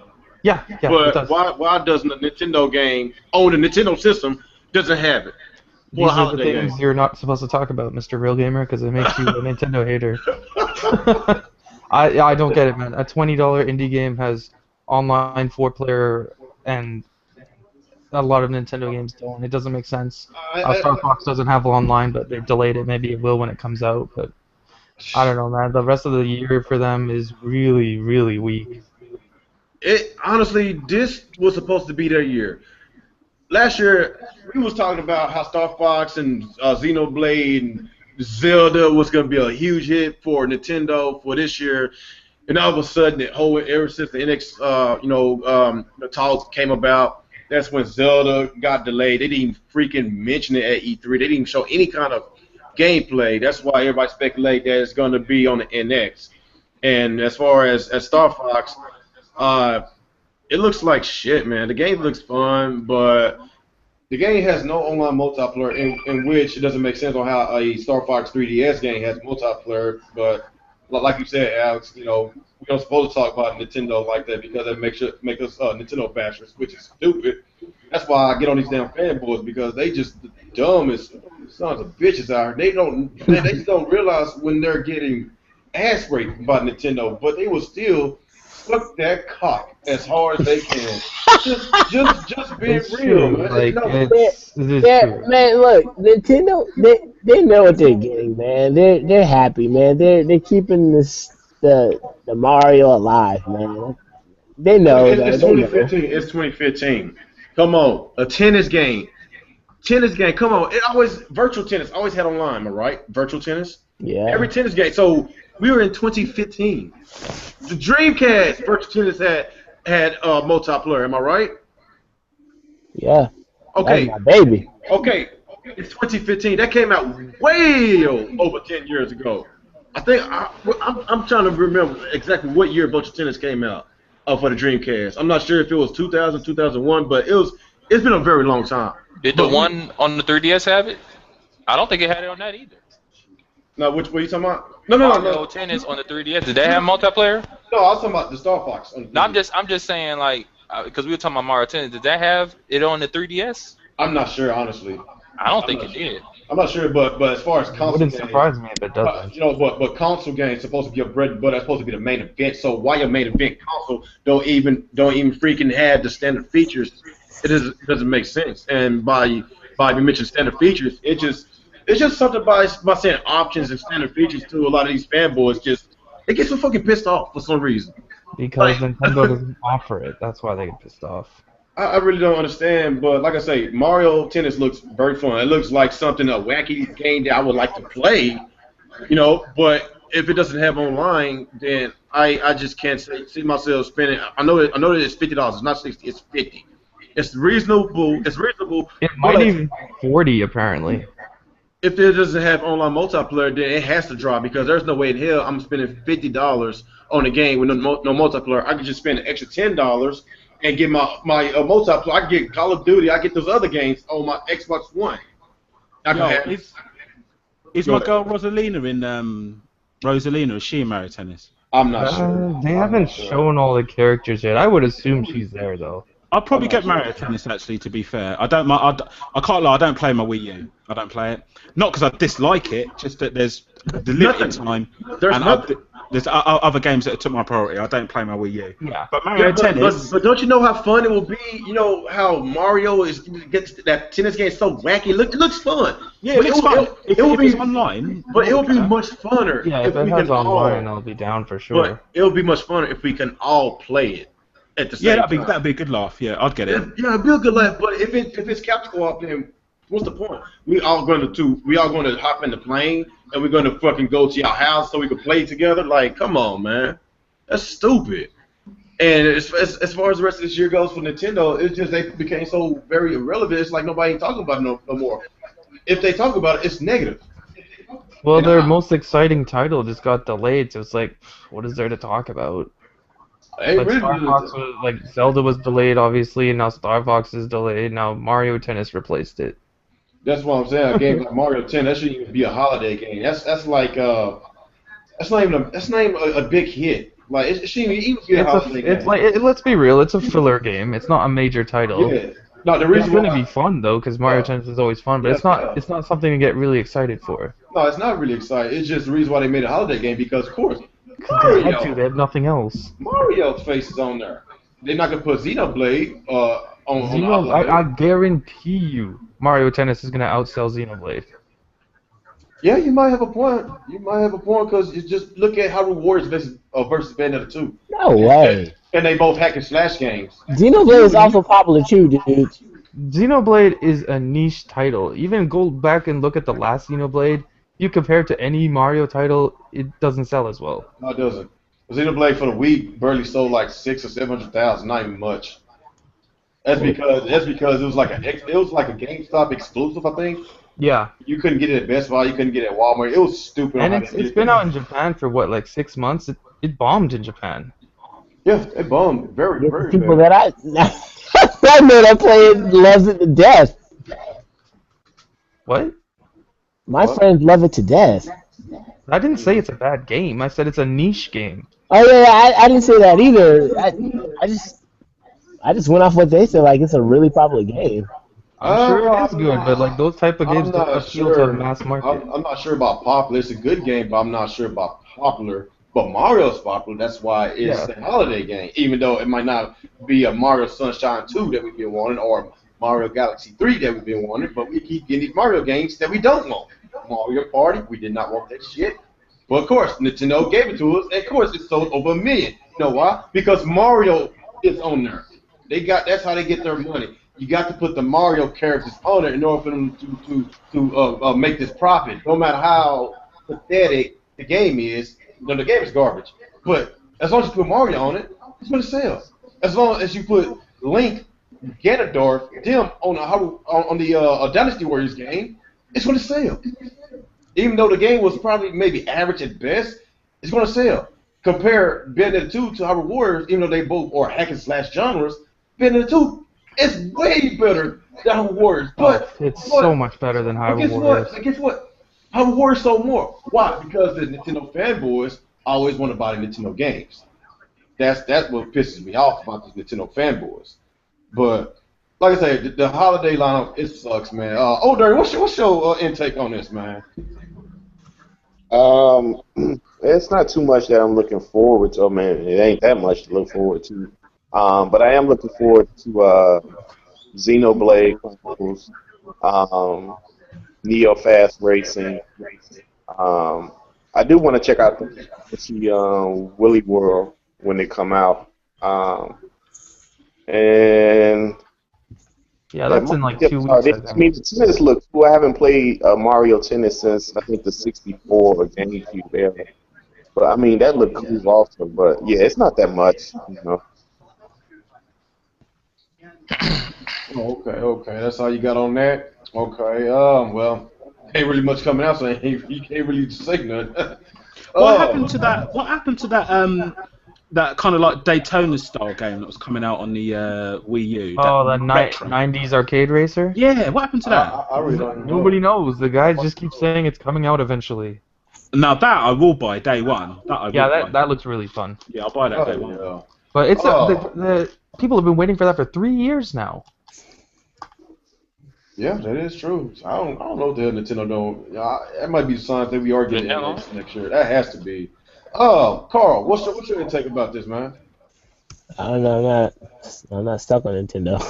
I don't like Nintendo that much. Okay, look, I stepped away from Nintendo because of the exact reasons that you guys said. I can't take this Mario shit no more. And because they kept pounding me with it, and they wouldn't give me what I want. I mean, I thought when the GameCube came out, and they decided to start giving us hardcore shit like Spawn, and we get some fighting games now with Soul Calibur. I was like, yes! Now Nintendo's branching out. We're doing things, man. They're fucking with those third parties. But now, and then they started to go back to the same shit. I was like, man, I can't take it no more. They made me leave and go to Sony, and I like Sony because they give me everything I need. They give me that good family content. They give me that hardcore content and that adventure. You know, they feed me that. Nintendo just gave me one thing: happiness. I don't want happiness all the time. I want blood and guts. And there's my feedback, gentlemen. Yeah, that is true. You know, it ain't about blood and guts. It's about getting everything. You know, blood and guts, the kids game, variety. That's what Nintendo keep fucking up at. They keep on catering to the children, but not cater to their old school Nintendo fans. That's why the Wii U is in the situation that they are in now, because Nintendo still want to be stuck in the 90s, and just look how the Wii U is right now. Wiggy, what you think about it, man? Well, I'm just sitting here looking at this fast racing Neo, and man, this looks nice. I know, right? It's so nice. This looks nice. When's this out, Alex? It's coming out in December, I believe. And I believe they said it's like 8 to 10 player. Yeah, it's only like $20. Yeah, this looks this I'm interested in. With regards to the rest of the lineup, just Mario Tennis, and this. Now looking at this fast racing Neo, I'll probably pick this up when this drops. But outside of that, I've been more drawn to my the games on my other consoles than the Nintendo. I have to be honest. Yeah. Well, what happens if The Legend of Zelda's coming out? I bet you'll be talking about that. Yeah, that'll be Nah, next year. not interested in Zelda. What? Zelda's a lot of Nah. fun. What? Nah. Oh That's a good one. man. Even back in the day, I'm not into RPGs, fantasy. I Oh, was playing okay. Street Fighter where you was running around in the pixie suit, mate. Okay. Everybody got their own opinion. I think Zelda is the best. Oh, I know everyone likes Zelda. I know I'm an outcast, but Well, just not everybody. But Not I mean, you're everybody. not alone. I mean, I like what he's got going on, but I'm not a big huge fan of Zelda, man. high five, man. Oh, okay. How about that Fast Racing Neo? That game looks sweet. It sucked that it's an indie game. They should have made Yeah, that. looking at this They, now, they, this they, looks nice. they should have made that a retail release. And it's crazy. Only like 5 people made that game. Yeah, that is crazy, man. That is crazy. But yeah, that is one of the games I am looking forward to. I bet you those are developers you can trust too. Yeah, Shinin are awesome. Oh yeah, because he made that other game. That was another beautiful looking game. It's kind of like you fighting germs. What was the name of that game? Was it Nano Assault. That game looks pretty beautiful, man. And Yeah, it is. And that was a launch title. Still one of the best looking games that we used. Hell no! I Yeah, typed indie in game. Fast Racing Neo in Real Gamer. Your name came up right under the link. What? That's awesome, man. That means you've been sharing this shit. That's awesome. I don't remember sharing that, but cool. All right, we got Wingy's thoughts. Let's go to you, Dave. You probably don't care because you done being a Wii U weirdo, right? Let's just call it how it is. Let's stop sugarcoating it. It's fucking junk. It's garbage. It's shit. I mean, I don't know why anybody would even be talking about this. If it was any other fucking company, we'd be down in it. So why not Nintendo? I mean, I gotta give you guys more credit than me. I couldn't wait this long for no games on the Wii U. It's pretty obvious that they moved all their big guns to the NX. None of them are coming. I'd be surprised if we see Zelda on the Wii U. It's probably going to be cross-gen. It's gonna be a multi. You see them making cross. A little while back, I thought it was cross-platform. Right now, it's going to be that. Hey, we kind of losing you, Dave. Bro, you don't hear me? Got like a lot of feedback going on. Well, it's junk. That's all I have to say. Oh, I'm good. all right, you probably don't give a damn anyway. You said fucking it, y'all. You tripped me out when you do shit like that. Let's all go to you, Miss King Apache. Yeah, you said I remember you said you had borrowed some more a few times with the Wii U. And you sold your Wii U how many times?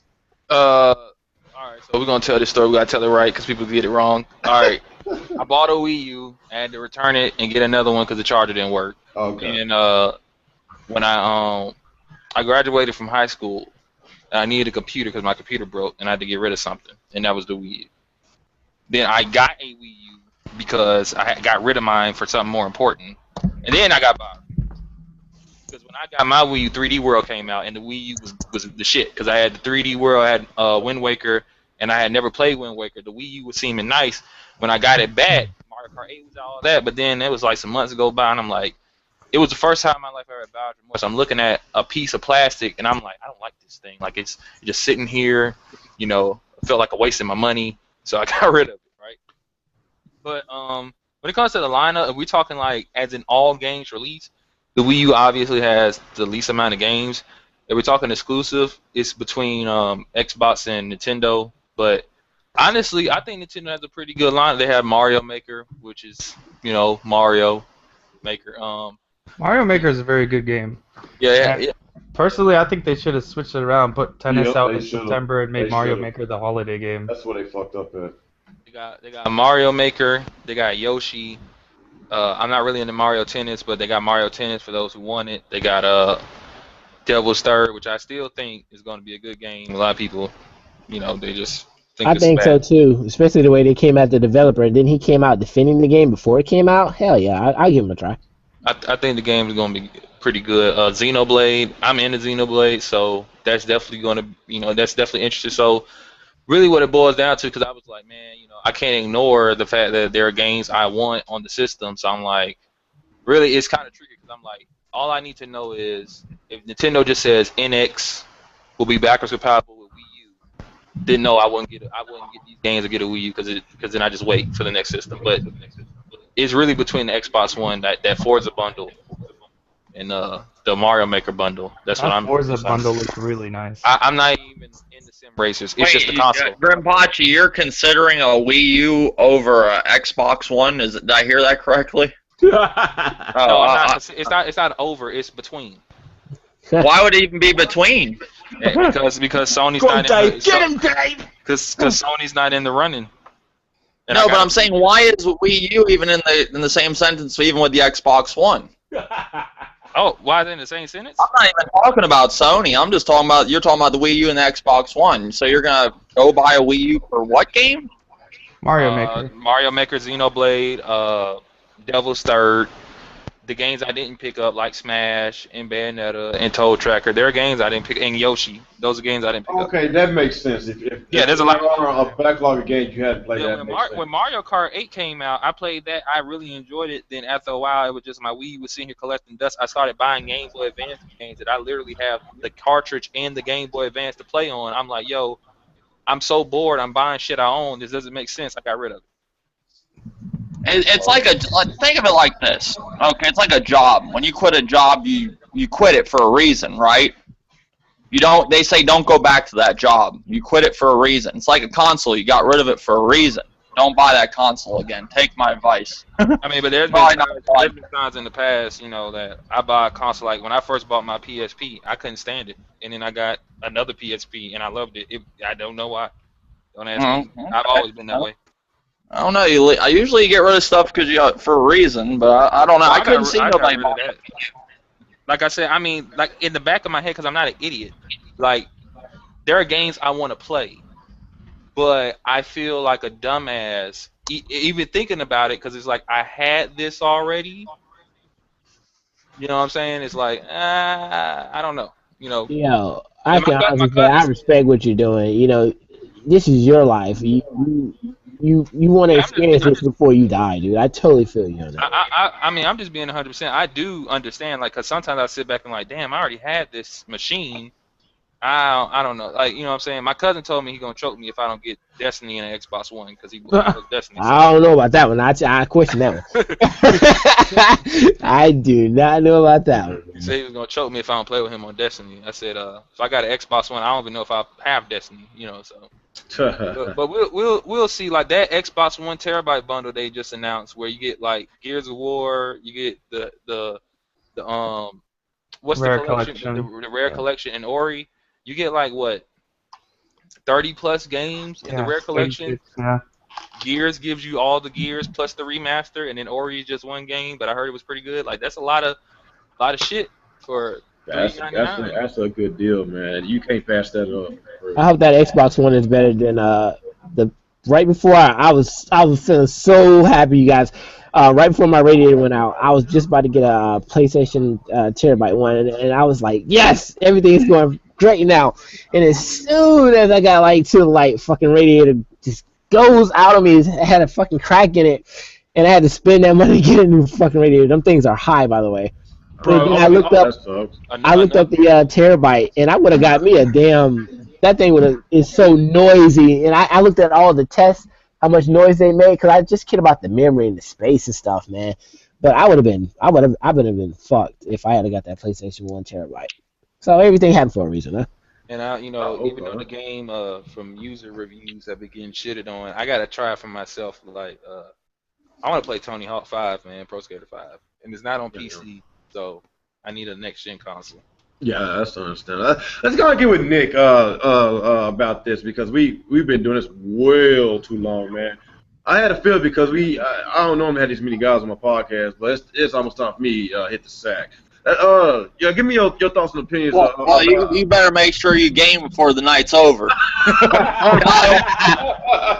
Oh shit! The gamer tag police about to come get my ass. I was playing. No podcast for most of the podcast. So. If any of the gaming police are watching, I am currently gaming. By the way, okay, I'm done. Carry. I was playing for most of the podcast. I was playing on the Xbox One, so I don't want to hear it. Hey, are there any thumbs down on this video yet? Yeah, of course. It's a real gamer podcast. I've been playing Monster Hunter on the. Oh yeah, okay, they've been watching. All right, let's go with Mr. Nick before we get in this. All right, Well, Mr. as long as I'm still so far getting my Xenoblade Chronicles X, I'm okay. I mean, like that game is about to come out soon. I mean, yeah, if they December. delay it, I will probably lose my shit and see a video because I'm sitting there waiting for this game.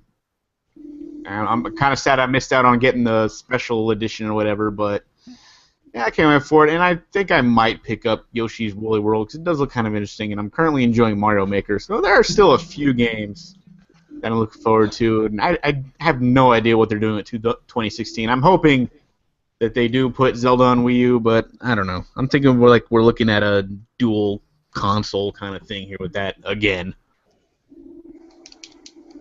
So we'll see. I'll probably just end up getting the Wii U version because I already have the Wii U. Yeah. So we'll see. You're not looking to get NX at launch? I probably stupidly will, but because I'm dumb enough to do that. Devil's Third game of the like. year. Oh, shit. Oh yeah, I'm definitely looking to go Devil's Third. I'm pretty sure it's not going to be that great, but it just kind of looks like that kind of game I like to play, like No More Heroes or Mad World. I like those games when they came out. Oh, okay. Okay. Is that your intake on that, Mr. Nick? Yeah.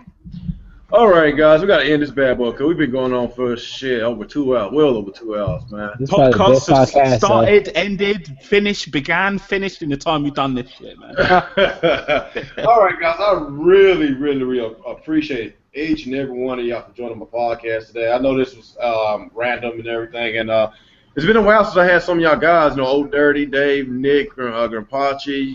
It's been a while, man. It's been a while, and of course I've been part of the Reboot team. So, like I was telling Dave No Dirty the other day, I did not forget y'all guys. I did not forget y'all.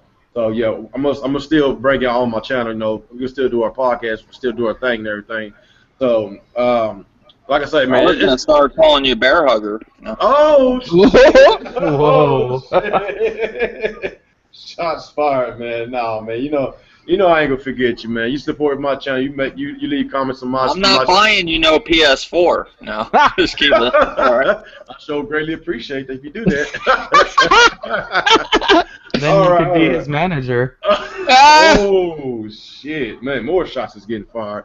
Anyway, man. Hey, man, guys, we had a really great podcast. We touched on some topics. There's a lot of topics. We touched on some controversies, but we all here. We're real gamers, man. That's what we do. We just play games and cut the BS, man. And whatever people say about you, about me, just let them talk. Let them talk their shit, and y'all just continuously do what y'all do. Just play games and have fun. Well, let's go with you guys. Let's go do y'all outro. Alright, what's going on, people? ActivesiN here. This went on longer than I had expected. But yeah, this was a lot of fun talking with some new people here. And I hope you all enjoyed the show. And yeah, I guess we'll do this another day. I appreciate you for joining my podcast. It's gonna go to Mr. Old Dirty. Yo, what's up, YouTube? It's your boy Old Dirty. You can check me out at my channel, the Old Dirty 33. You can check me out at my music channel if you like. I do collect vinyl records, and that's the Dirty Vinyl Play on YouTube. So thanks for having me, gamer. No problem. It's gonna go to Mr. Carl. Hey, what's up, everybody? This is Carl J. Dauntless. You can check my Google Plus page out. I'm getting over 10,000 views a day on there, and I built a huge game industry guide for anyone trying to come up in the game industry. You can come over there and check out my collection called The Video Game Industry Best Kept Secrets. All right. I appreciate you for joining us. Gonna go with you, Mr. Wingy. Yeah, it's your boy, the McDonald's Egg McMuffin of YouTube, man, and shit.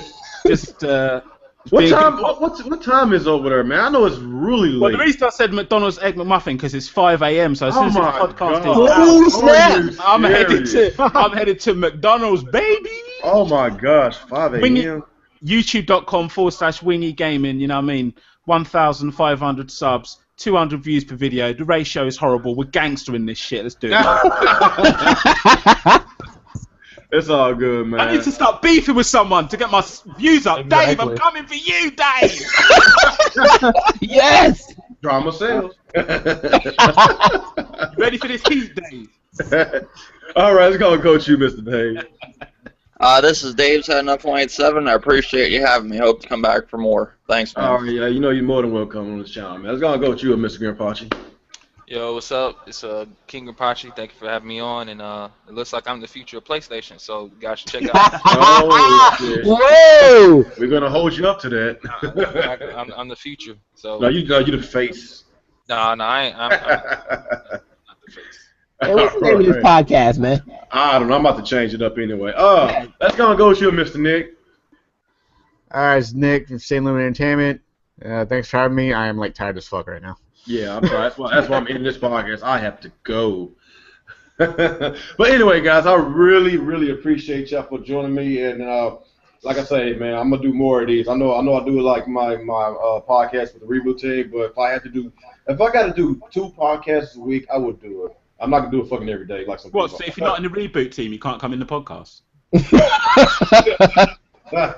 No, shit. I'm gonna switch it up, man. I'm next week I'll probably, bring a couple more people. I'm trying to switch up some guests in there. I'm trying to mix it up. No, we're always welcome to have a guest in the podcast. Y'all more than welcome to come to our podcast. It's just whatever, man. Thanks for having me on, man. Oh, no problem, man. And like I said, man, we keep it game, we keep it moving, we keep it 100. I really appreciate y'all, and we're gonna do this we're gonna do this again, and we're gonna continuously and have fun playing the video games. And to all y'all fanboys out there, damage controlling this shit and being some damn frauds, y'all can go eat a dick. That's all I gotta say. My podcast is over. And never fucking support getting less. Mortal Kombat is better than Street Fighter. Oh, no, wait, don't you even go there, bro. Oh, God. End this show, not make it start. Don't you even go there. Dude, you just ruined my podcast by saying how dare you say that? Look, what is at the end of each episode of Pokemon? To be continued. Anyway, guys, let's go. Pokemon Tournament's going to be the greatest fighter of all time. Okay, you can end now. Now you can't be in on a good note. Anyway, I'm gonna have these guys' YouTube channels in the link in the description below. And like I said, appreciate y'all, each one of y'all for joining our podcast. And y'all have a good day. Peace out. Peace.